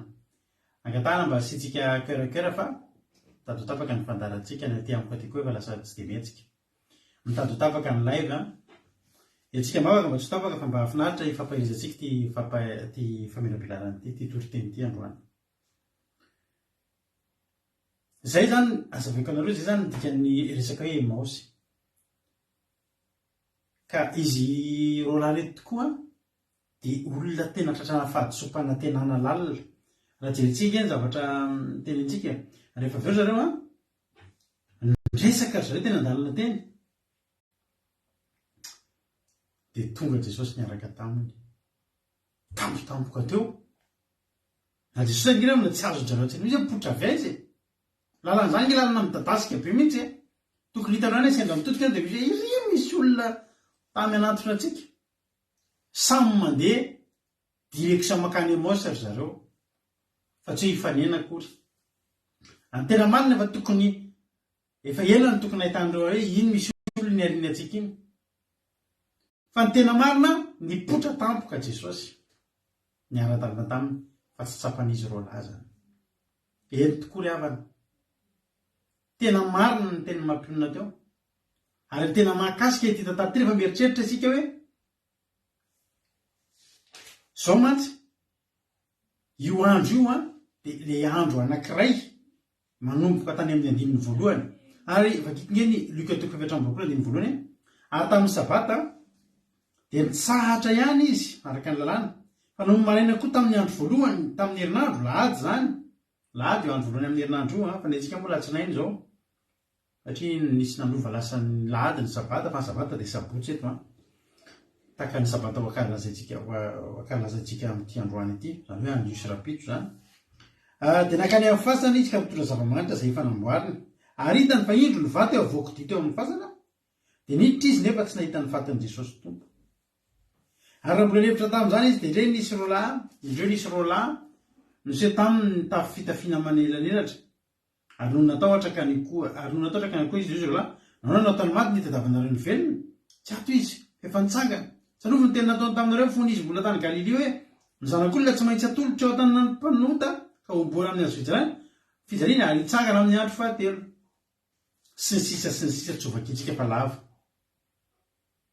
sy rehetra nandeha nanantena zany andeha hitan'i Jesosy dia tsy nahitan'i Jesosy ireo izay nandeha nakany amin'ny fasana noho ny finoana dia tsy nahita fa nefa kosa efa nandre vaovao avy amin'reto anjely roalahy reto fa izy roalahy reto i Kleopasy ny anarany sy le namany anankiray dia tsara fantatsika fa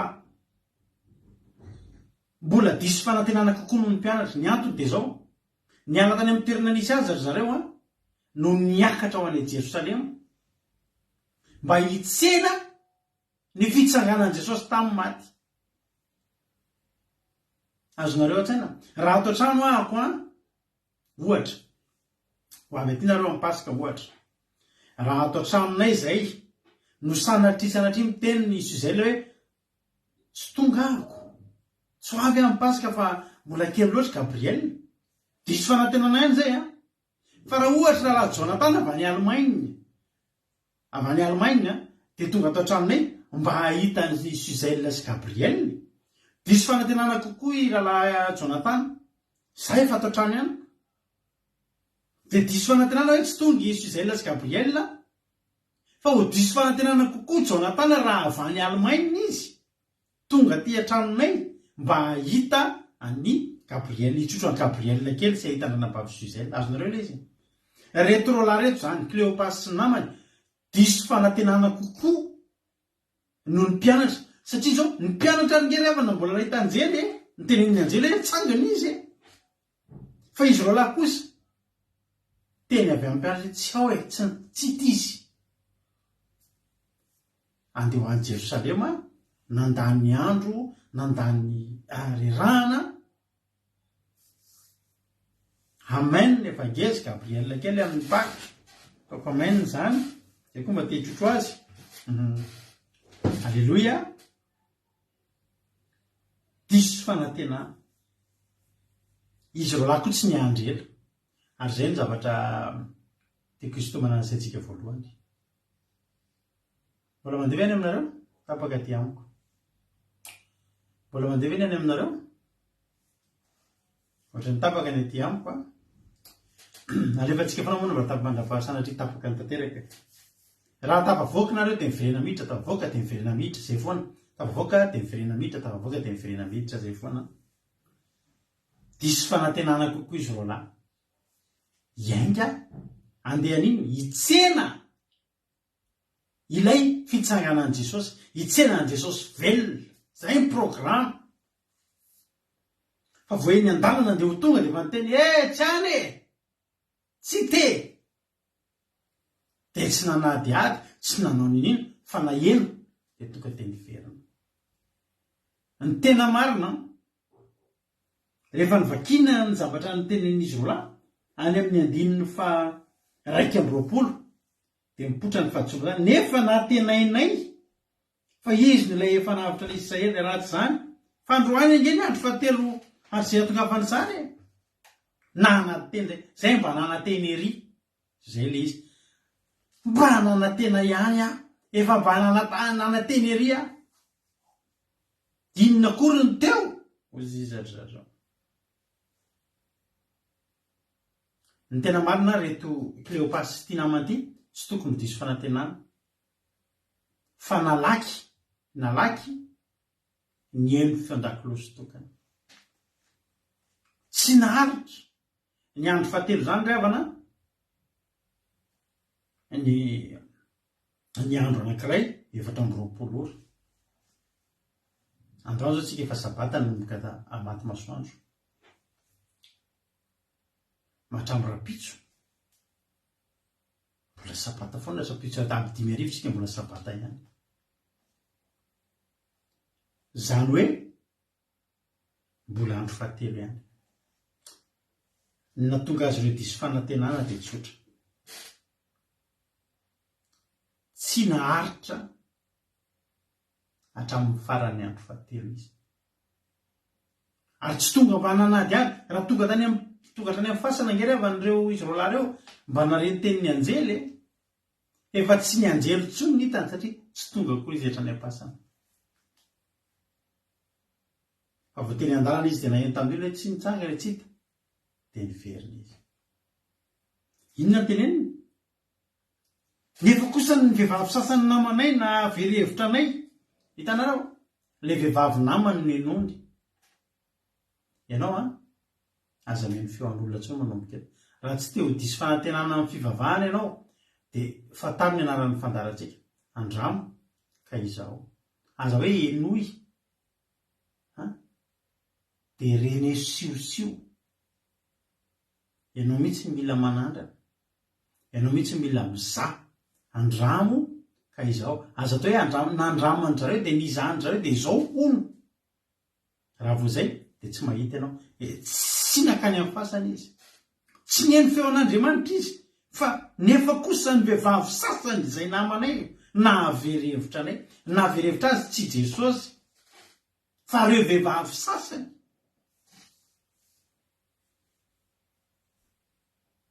inay ange Cléopasy sy ny namany ny henony feo an'Andriamanitra fa raha ny henony feo an'Andriamanitra izy dia tsy ho diso fanantenana ary tsy niala tany Jerosalema fa niandry tao a-Galilia satria mpianatra nazo baiko dana any a-Galilia raha teo eo anamiko ny rahalahyko Jesosy da sevo makany Galilia izy tonga dia nakao Galilia daholo ny mpianatra niandry fa izy mirahalahy teny an-dalana dia naheno tamin'ireo vehivavy sasany dia tonga teny nody ary tsy ody ary izy fa ndeha hoaiza ho any Emaosy ho any amin'ny toerana falehan'ny kivy sy ny ketraka any izy nandeha mpiakatra moral anao méditation dia anao eritreritra amaky izay soratra soratan'ny olona teo dia amen marina teny mampionona ireo vehivavy sasany dia ny fiangonana mialatsiny aminareo za fa isika raha tsy mandinika ny tenin'Andriamanitra isika raha tsy isika mihitsy ny mandinika ny tenin'Andriamanitra dia mety ho kivy amin'ny filazan'ireo vehivavy sasany dia ny fiangonana zany fiangonana sasany za dia teny aminao betsaka ny olona diso fanantenana amin'ny fivavahana satria tsy nandinika ny tenin'Andriamanitra fa mandinika ny fatao any am-piangonana mandinika ny fampianarana any am-piangonana izay mety efa misy mivoana dia diso fanantenana amin'ny fivavahana fa ianao tsy fonay ho diso fanantenana amin'ny fivavahana fa izay mampairanao androany endraso fa rehefa miteny ny mpaminany Jesosy nge tena nyteny azy vavy ray adala sy votsasaina tsy mihizy rehetra lazainy ny mpaminany nge ny teny Mika ny teny Isaia ny teny Jaona mpanao batisa ny teny mpaminany daholo zany any amin'ny Isaia toko fa 7 any tsika dia efa mahita namina niny Isaia momba ny Maria any amin'ny Isaia toko fa 7 any namina niny Isaia momba ny Jesosy teraka amin'ireo anarana maro mahagaga Emmanuel sy ny sisa any amin'ny Mika naminany momba ny Jesosy ny amin'ny aviany Jesosy filazantsara Jaona mpanao batisa ny teniny amin'ny aviany Jesosy mpaminany daholo nge zany ny tenin'Andriamanitra ravana tsy maintsy tanteraka nampitataina io andro voalohany dia ahoana izy ity Petera andro faharoa ahoana ihany izy ity mampitataina ny andro fahatelo na iza naka na iza tsy valana Jesosy mitsangana amin'ny andro fahatelo dia tsy ho diso fanantenana amin'izany ianao fa ny angatahako aminao andraso reto lehilahy reto diso fanantenana satria tsy niandry mbola amin'ny andro fahatelo izy efa andeha ho any Emosy. Davida, raha Davida ny teo tsy nakany Davida, tsy nitodito ho any Emosy izy. Hoy Davida amin'ny Salamo 5 niandry Salamo 5:1 malaza dia malaza zany teny zany, niandry dia niandry an'i Jehova ary dia nitodika nitsinjoa izy tena andreny fitarainako, halleloia. Salamo 5:1 misy an'izany teny zany mba mareo amin'ny baibolinao. Salamo Salamo 5:1 niandry dia niandry an'i Jehova ka nitodika nitsinjoa izy dia nandreny fitarainako, dia nampakatra fotoana milavaka fandriganana izy eto tamin'ny fotaka mandreva ary nampitoetra ny tongotra movato-lampy izy ka nampijoro ahy. I Davida tsy nakany Emosy. Fady atsika manomboka androany makany Emosy. Aza mitodito makany Emosy ianao. Fa ny olona kivy sy miketraka ny mandeha any. Ianao tsy tokony ho kivy ary tsy tokony ho ketraka satria ianao manan'Andriamanitra velona tsy mandaingy. Fa Andriamanitra mandaingy any ny zavatra tsy haingy. Tsy tokony zasy ianao Erika Suzel i Nambina i Fabiola tsy tsika ireo mampionina tsika rehetra tsy tokony ho any. Manomboka androany fadio ao amin'ny fiainanao. Tena raha eo anatin'ny listan'ny Waze-nao sy ny copilote-nao sy ny zavatra rehetra any amin'ny telefonao any lalina makany Emosy fa tsy ho any mandrakizay ianao Lina.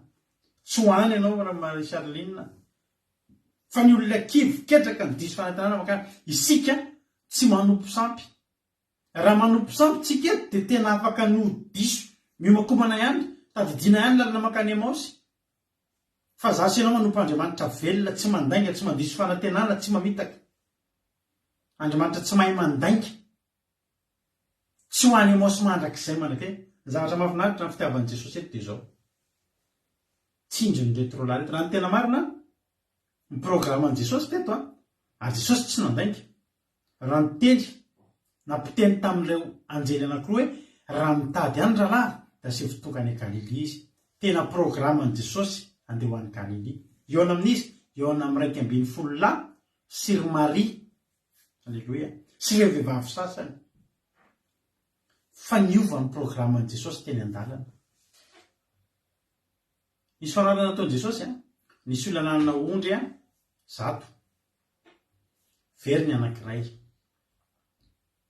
Navelavery ve ilay iray? Najanony teo anaty valany 7:40. Ilay mpiandry tsara zany lasa izy nitady an'ilay anankiray. Mandrapahitany azy.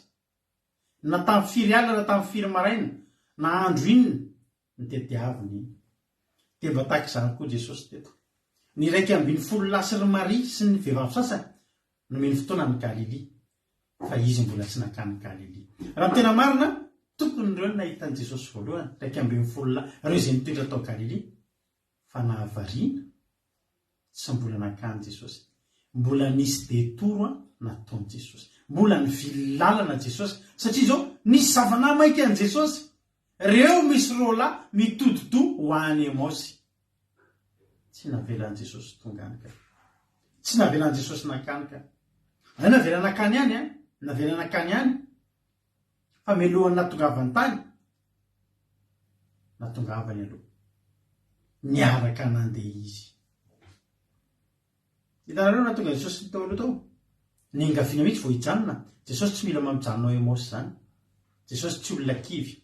Jesosy tsy olona ketraka. Jesosy tsy olona diso fanantenana. Ny toerana ny vohatra Emosy dia natokana ho an'ireo olona ireo ihany. Ningaviana izy mba ho tonga teo. Niditra tao Emosy Jesosy noho ny fitiavana an'ireto olona reto. Niditra eto amin'izao tontolo izao ity Jesosy noho ny fitiavana asianao.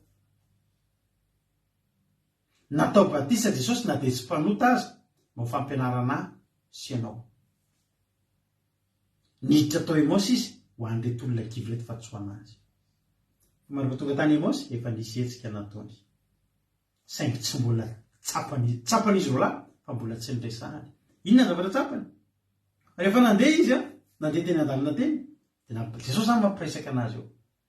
fa teny andalana teny mitodidoma kany amosy a ho any amin'ny olona kivy a ho any amin'ny lalana le an'ny olona ketraka fa eny andalana eny i Jesosy miaraka amin'io efa manomboka miteny ary Jesosy rehefa miteny dia volazan'izy roalany amin'ny 20 dia niresaka izy hoe tsy nangorankoraka va fotsika raha niresaka tamintsika teny andalana izy ka namoaka ny hevitry ny soratra masina tamintsika normal be mihitsy. Jeremia 7:7 vakitsika momban'izay. Jeremia 7:7 sy tahaka ny afo fa ny teniko Jehova ary sy tahaka ny kanota manorotoro ny vatolampy fa Jesosy rery no miteny dia mahatorotoro ny fon'ny olona. Jesosy rehefa miteny tsotra anahy, Jesosy rehefa miteny tsotra ny pastera, Jesosy rehefa miteny tsotra ny filoham-pirenena, Jesosy rehefa miteny tsy tahaka ny mpanjaka, fa Jesosy rehefa miteny tahaka an'Andriamanitra.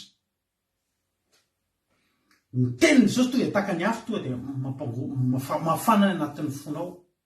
Tahaka ny kanota tonga dia mahatorotoro vatolampy, torotoro ny fonao. Teny Jesosy, torotoro ny fo. Teny andalana teny le olona kivy ketraka maina ara-panahy manomboka misetsika ataon'i Jesosy, manomboka maheno tenin'Andriamanitra, ohatra manomboka mahery. Alleluia. Ohatra manomboka miverina. Naveran'i Jesosy tany a Galilea ndraiky 12 miaraka amin'ny Maria sy ny vehivavy sasany satria izao reo fantany fa mbola tsy niverin-dalana. Fa ireto roa lahy reto fantany fa andalam-piverenan-dalana, andalana mitsotsorika, andalana mitotongana. Dia novonjeny aingana noho ny ara-panahy. Reto roa lahy reto tsy mba niarana indray fanasan'ny tompo tamin'i Jesosy talohan'ny Pasika fa reo mipetraka lavitra. Fa jereo reny zavatra nataony rehefa nampandrosoana izy roa lahy Jesosy. Andilo fa fireo nanery azy ka hoe mitoera ty aminay efa horivo izao ka lasan-davitra ny andro. Dia hiditra nitoetra tao aminy izy ary ny ara-mipetraka ninana teo aminy izy dia nandray mofo ka nisaotra dia namahy ka nanolo azy. Mbola nanao Pasika kely indray Jesosy teto ho an'reto mbola nanao fanasan'ny tompo amerenana amin'ny laoniny ny fifandraisany amin'i Jesosy, amerenana amin'ny laoniny ny ara-panahy. Etsika izany nataon'i Jesosy izany tsy navelany Kleopasy. Ndikany hoe Kleopasy dia zanaky ny ambony. Ndikany Kleopasy dia zanaky ny ambony, zanaky ny hoe olona ambony zany, zanak'olona ambony ny dikany hoe Kleopasy. Karaha zanaky ny ambony ianao, zanaky ny avo ianao, nahoana ianao nitotongana ho an'ny Amosy, tsy navelan'i Jesosy. Niditra izy mipetraka eo am-pisakafoanana, ndraisiny ny mofo dia nisaotra izy, dia nivakiny, dia nizarainy. Tahaka nataony tamin'ny mpianatra tary ihany. Ity ny tenako raha isoka hama. Alleluia. Voavy nihinana ny mofo, tena hiratra tao andriny faraika amin'ny tempolo, tena hiratra ny mason'ireo. Tafaverina ny ara-panahiny. Alleluia. Fa naverina ny ara-panahiny hoe tsy hitany intsony Jesosy. Tsy Jesosy hitany mbola zava-dehibe. Fa izy ny tafaverina ny ara-panahiny, nisokatra ny masony. Vao niverina ny ara-panahiny dia izao ny zavatra nataony.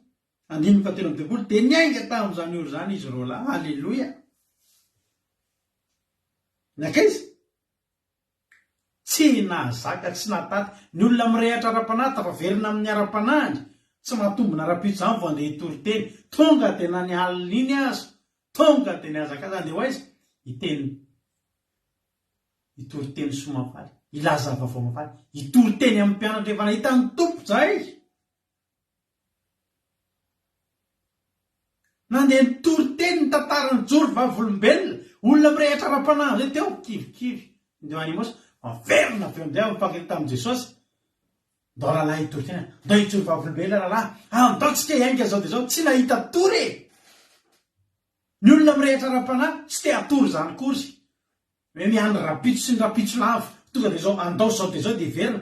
Ary vao niverina zareo tory tamin'ny mpianatra, ary tamina hery sy tena fahefana satria nany rehatra am'izay verina ny rehatra ra-panahy verina mitory teny nefa programa teo aizy ho any emosy taka ny olona tsy mivavaka rehetra andeha hampahery tena ny emosy tonga tena hery satria naninona niona tamin'i jesosy amin'ny anaranao jesosy zay rehetra kivikivy ketraketraka nangatsitsika ny ara-panahary tafaverin-dalana amin'irety olona rehetrarehetra aminay rehetrarehetra izay tonga mijereto androany amin'ny anaranao jesosy to teny verina ny ara-panahary zany zany ty toryteny ty ianao jesosy amerina ny ara-panahany amin'ity toryteny ty dia tsy ahita tory izy tsy te atory tsy hoe manozanao tsy ahita tory matory tsara ianao rehefa aveo fa tsy te andryandry ianao te verina anao asan'andriamanitra te verina irehatra zay rehetra mazoto anao commencement miaraka aminay raha pitso marina misokatra ao anareo ny zoma ndao tsy emosy io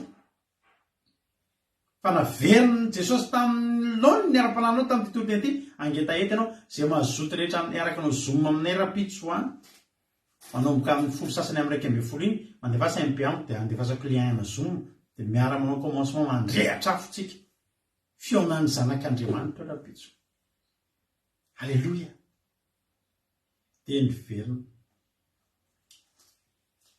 saika-kivy tamin'ny fivavahana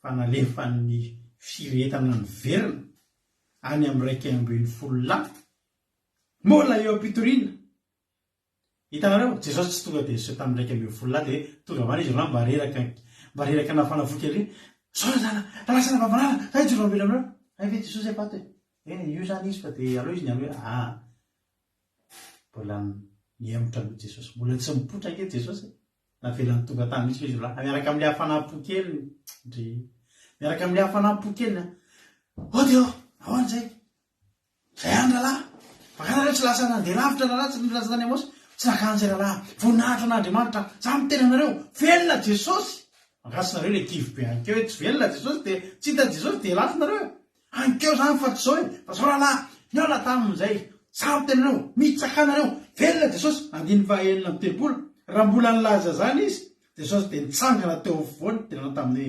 fiadanana ho anareo hitanareo zany tsy tonga dia mipotra jesosy ianao io mangatsitsika io avelan'i jesosy ianao asany ianao ary ao arinan'ny toroteninao mipotra eo amin'ny fiainan'ny olona jesosy alleloia rehefa tafaverina amin'ny ara-panahitsikatsika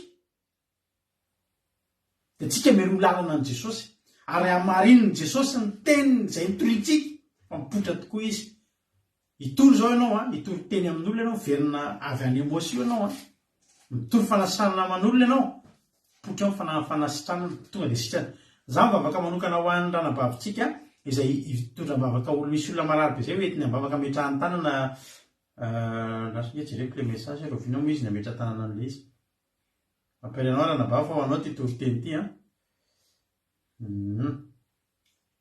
amin'ny dimanche hoy amin'ny dimanche misy olona eto amintsika da metra tanana halleloia amin'ny olona marary be fa amerina anao ty tory teny ty dia rehatra ny ara-panahinao dia mirehatra anatin'ny fonao amin'ny anaran'i jesosy ianao mitory fanasitranana potra ny fanasitranana tonga amin'izany olo zany miteny hoe fiadanana jesosy nytory rehetra izy rano tory velona jesosy tsara ngira zany ianao mitory teny dia tanteraka ilay izy raha lasana fafanana velona jesosy mifalifa velona jesosy io tokoa jesosy fiadanana manamarina ny zavatra izay niteneniny matetika tsika rehefa tava sarasaraka amin'andriamanitra iny mangatsitsika sy maimaina iny nanapa-kevitra ny verina averin'andriamanitra mamy le fiarahana ao arinana iny taka amin'ny mpivady any mpivady rehefa miady hafy miady elaela iny fa mifankadio ohatry mampiteteny hoe andondre hiady kely ndre rehefa elaela dia satria le ao anatin'le fiverenana iny mamy iny mafana iny dia mba taka izany koa ny sairanan'i jesosy ny roalahy tsy hoe tsy tiany ndraiky ambin'ny folo lasany maria tian'ireo ary iseho izy fa ny tanjony aloha nanenjika farak'izay aingana an'ireto roalahy izay nikididy tamin'ny ara-panahy andeha ho any emosy zay teny aminao androany azakivy ny andro ianao dia mbola andraso ihany fa tonga io raha ny andro ianao dia mampahery anao a mbola miandrasa ihany fa tsy maintsy tonga izy. Tsy tokony diso fanantenana ianao manaova tahaka ny Davida. Za Jesosy a, za mbola miandry anao a andrasako eto foana, fa tsy ho any Emosy a naoviana. Hotahin'ny tompony antsika rehetrarehetra. Za matoky sy mino fa voraintsika izay afatra izay. Aza manaiky makany Emosy a, misy zavatra andrasanao amin'Andriamanitra fandraso, tsy mbola nandiso fanantenana io na indray mandeha azy. Mahatonga antsika kivy mihaino siosioan'ny olona antsika. Andao isika misy nijery androany. Jesosy aiza ianao? Manahoana tokoa ny aminao? Za Jesosy, za tsy kivy aho. Za Jesosy andrasako ianao. Naroviana dia mbola hira foana, za mbola miandry ianao. Fa tsy maintsy tonga ianao. Ny andro fahatelo tsy maintsy andro fahatelo. Tsisy andro faefatra zany Jesosy voetsangana. Ninona natao io andro fahatelo io? Ninona natao io andro fahatelo io? Dia za miteny anao, tsy matazona an Jesosy tsy hitsangana. Ka rehefa andro fahatelo dia andro fahatelo. Mahireza, aza kivikivy tsy tokony kivy ianao. Aza miala eo Jerosalema. Aza na mandeha makany Emosy ny olona rehetra, ianao mijanonao Jerosalema. Eo ihany no misy fanatrenan-Andriamanitra. Dia ataontsika tira mahafinaritra bebe ty hoe, za Jesosy, za Andriamanitra, za dia mbola hiandry anao foana. Dia mbola miandry anao foana, fa za tsy ho kivy, za tsy ho any Emosy. Hotahin'ny tompontsika.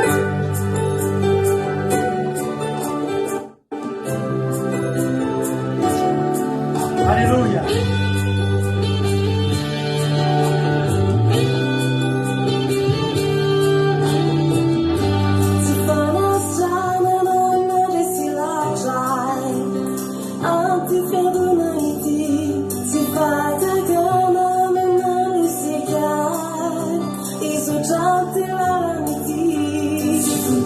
It's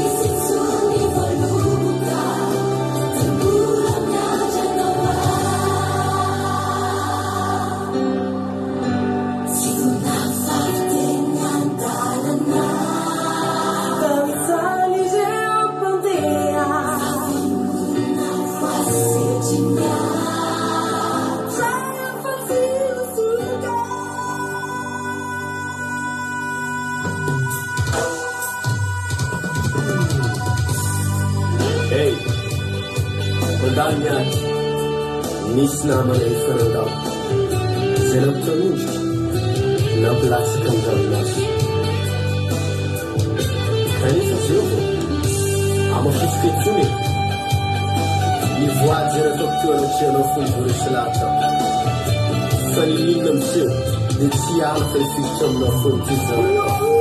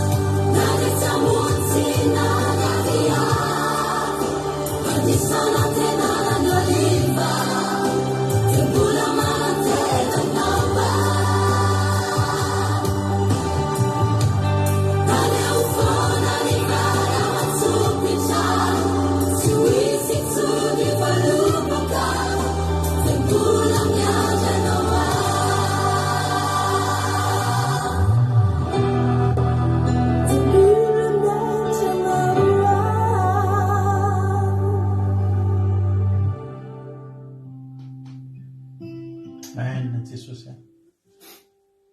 mbola iandry anao zay Jesosy iandry anao zay halleluia misaotra Jesosy iraina ny anaranao Andriamanitra tsy to Andriamanitra lehibe avo indrindra tomponay mpanjakanay iandry anao a Galili zay Jesosy antsika rehetra rehavana samy teny hoe zay Jesosy zay tsy hoany Emosy fa zay iandry anao a Galili fa tsy maintsy tonga ianao mahenina Jesosy tany nge rehavana mahatonga ny misy pretra anankiray atao hoe Abbé Pierre zay nanokatra association izy le caritative reny mpiamy olona sahirana ny tsy manan-kelofana ny tsy manan-kotafiana no nalava rehetrarehetra dia nanokatra association izy natao hoe Emmausy zany ny hevitry ny Emmausy ny makany amin'izany Emmausy zany dia reny olona tsisy taratasy dia tsisy asa dia tsisy ale dia tsisy sakafo dia tsy manan-kelofana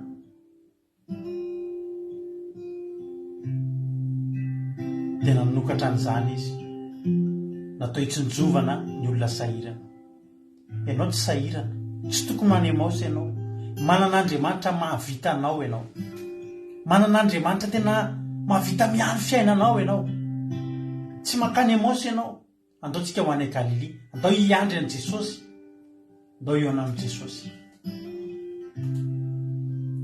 ary raha androany ianao mety kivokivo ketraketraka ianao nahitan'i Jesosy voalohany androany zay vao nimpianatra ianao no fidingy halleluia ianao no fidingy havana malala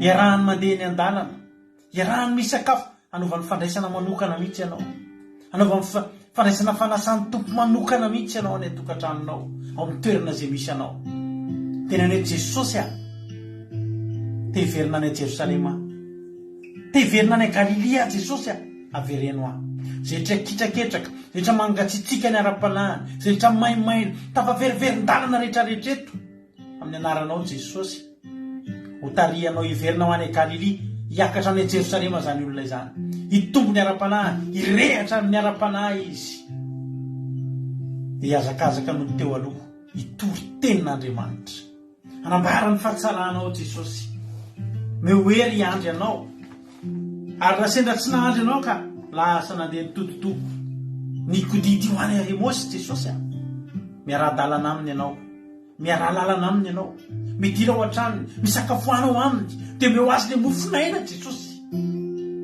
meo azy le loha ranonaina apreto indray le hafa ao anatiny amenina misaotra Jesosy diraina ny anaranao akalazaina ny anaranao misaotra ny amin'ny teny misaotra fa tsisy avy aminay fa avy aminao anao ny aja, anao ny dery, anao ny sotra sy ny voninahitra.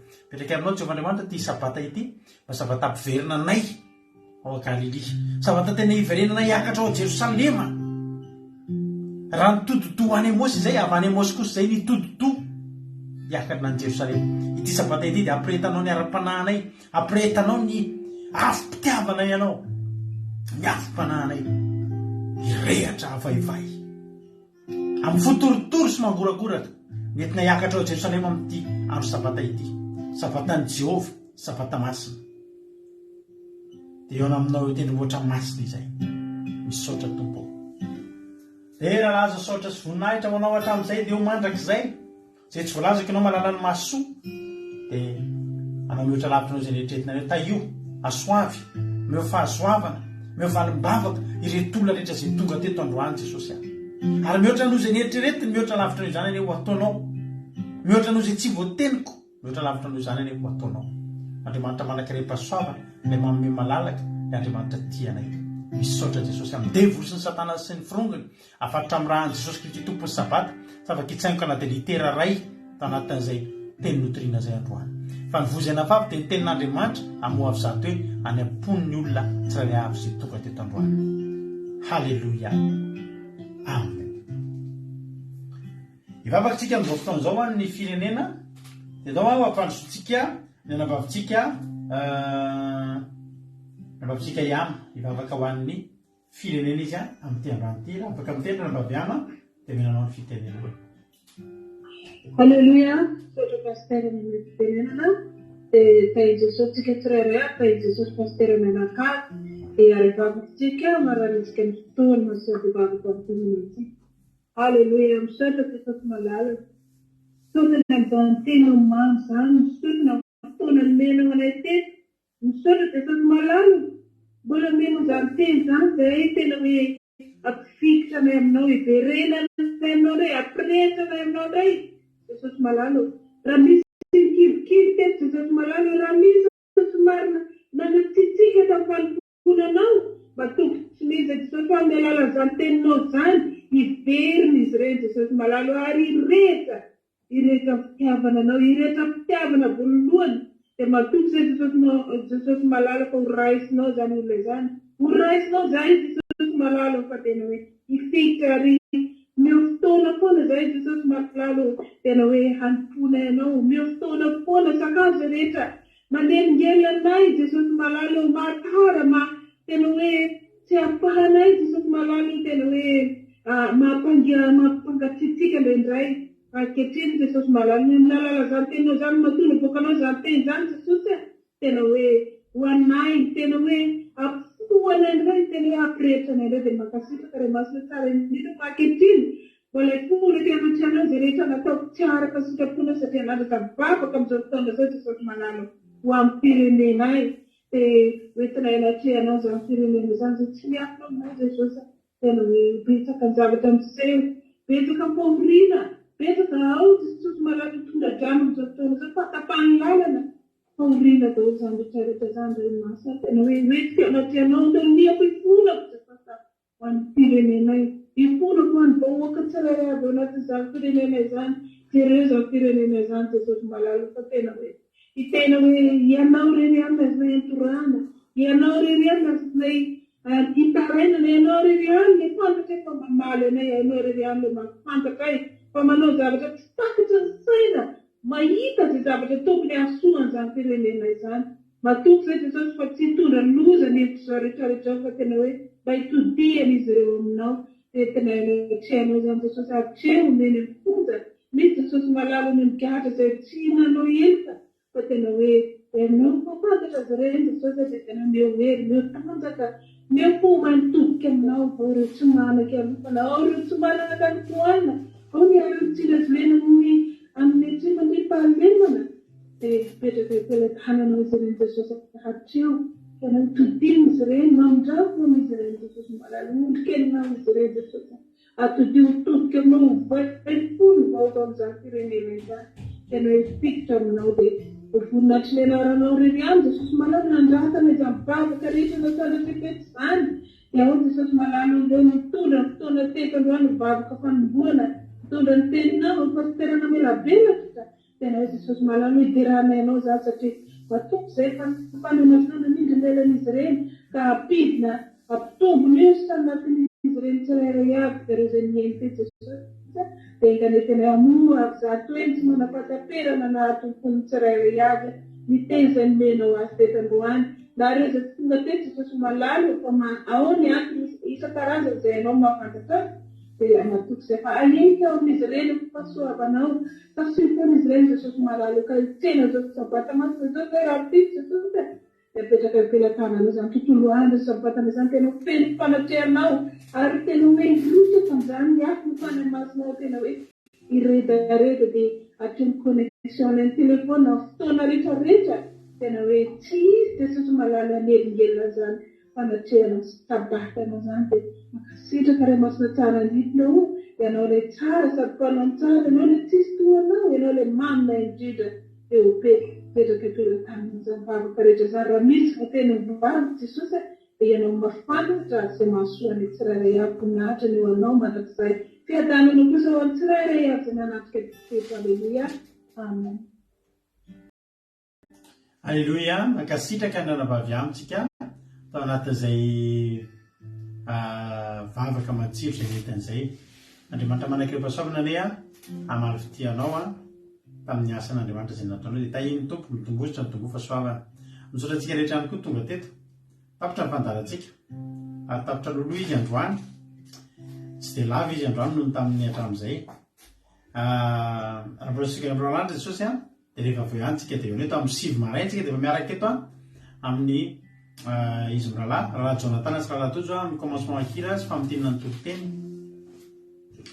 dia aorianan'izay tsika ao anaty Zoom any amin'ny amin'ny folo sasany amin'ny 1 latsakany dia hiditra anaty commencement ao anaty Zoom ny ataontsika anaty commencement io anaty Zoom dia mihira mihaino hira dia mivavaka mampirehatra afo dia vita izay dia miditra anaty live tsika amin'ny roa sasany miaraka amin'ny mampionona amin'ny fotoam-bavaka dia miasako anatin'ny tokoteny sabata sa mitahiny tompo ary tonga zany nefa ny akiradio mandeha foana apakelonao akiradio.radio12345.com akiradio.radio12345.com tahiny tompo tsika rehetrarehetra mahireza daholo dia torimaso mamy ara-panahy tsy takatry ny saina manana fo manketaeta fo mirehatra amin'ny fitiavan'Andriamanitra amin'izao sabata izao sa hoe tahin'Andriamanitra ary dia mahireza daholo manomboka amin'ny latsinainy indray tsika vao mihaona anatin'ny bavaka fimenao zao fa tsisy rehefa sabotsy sy lahady tahiny tompo ary tsika rehetra mahireza daholo amen.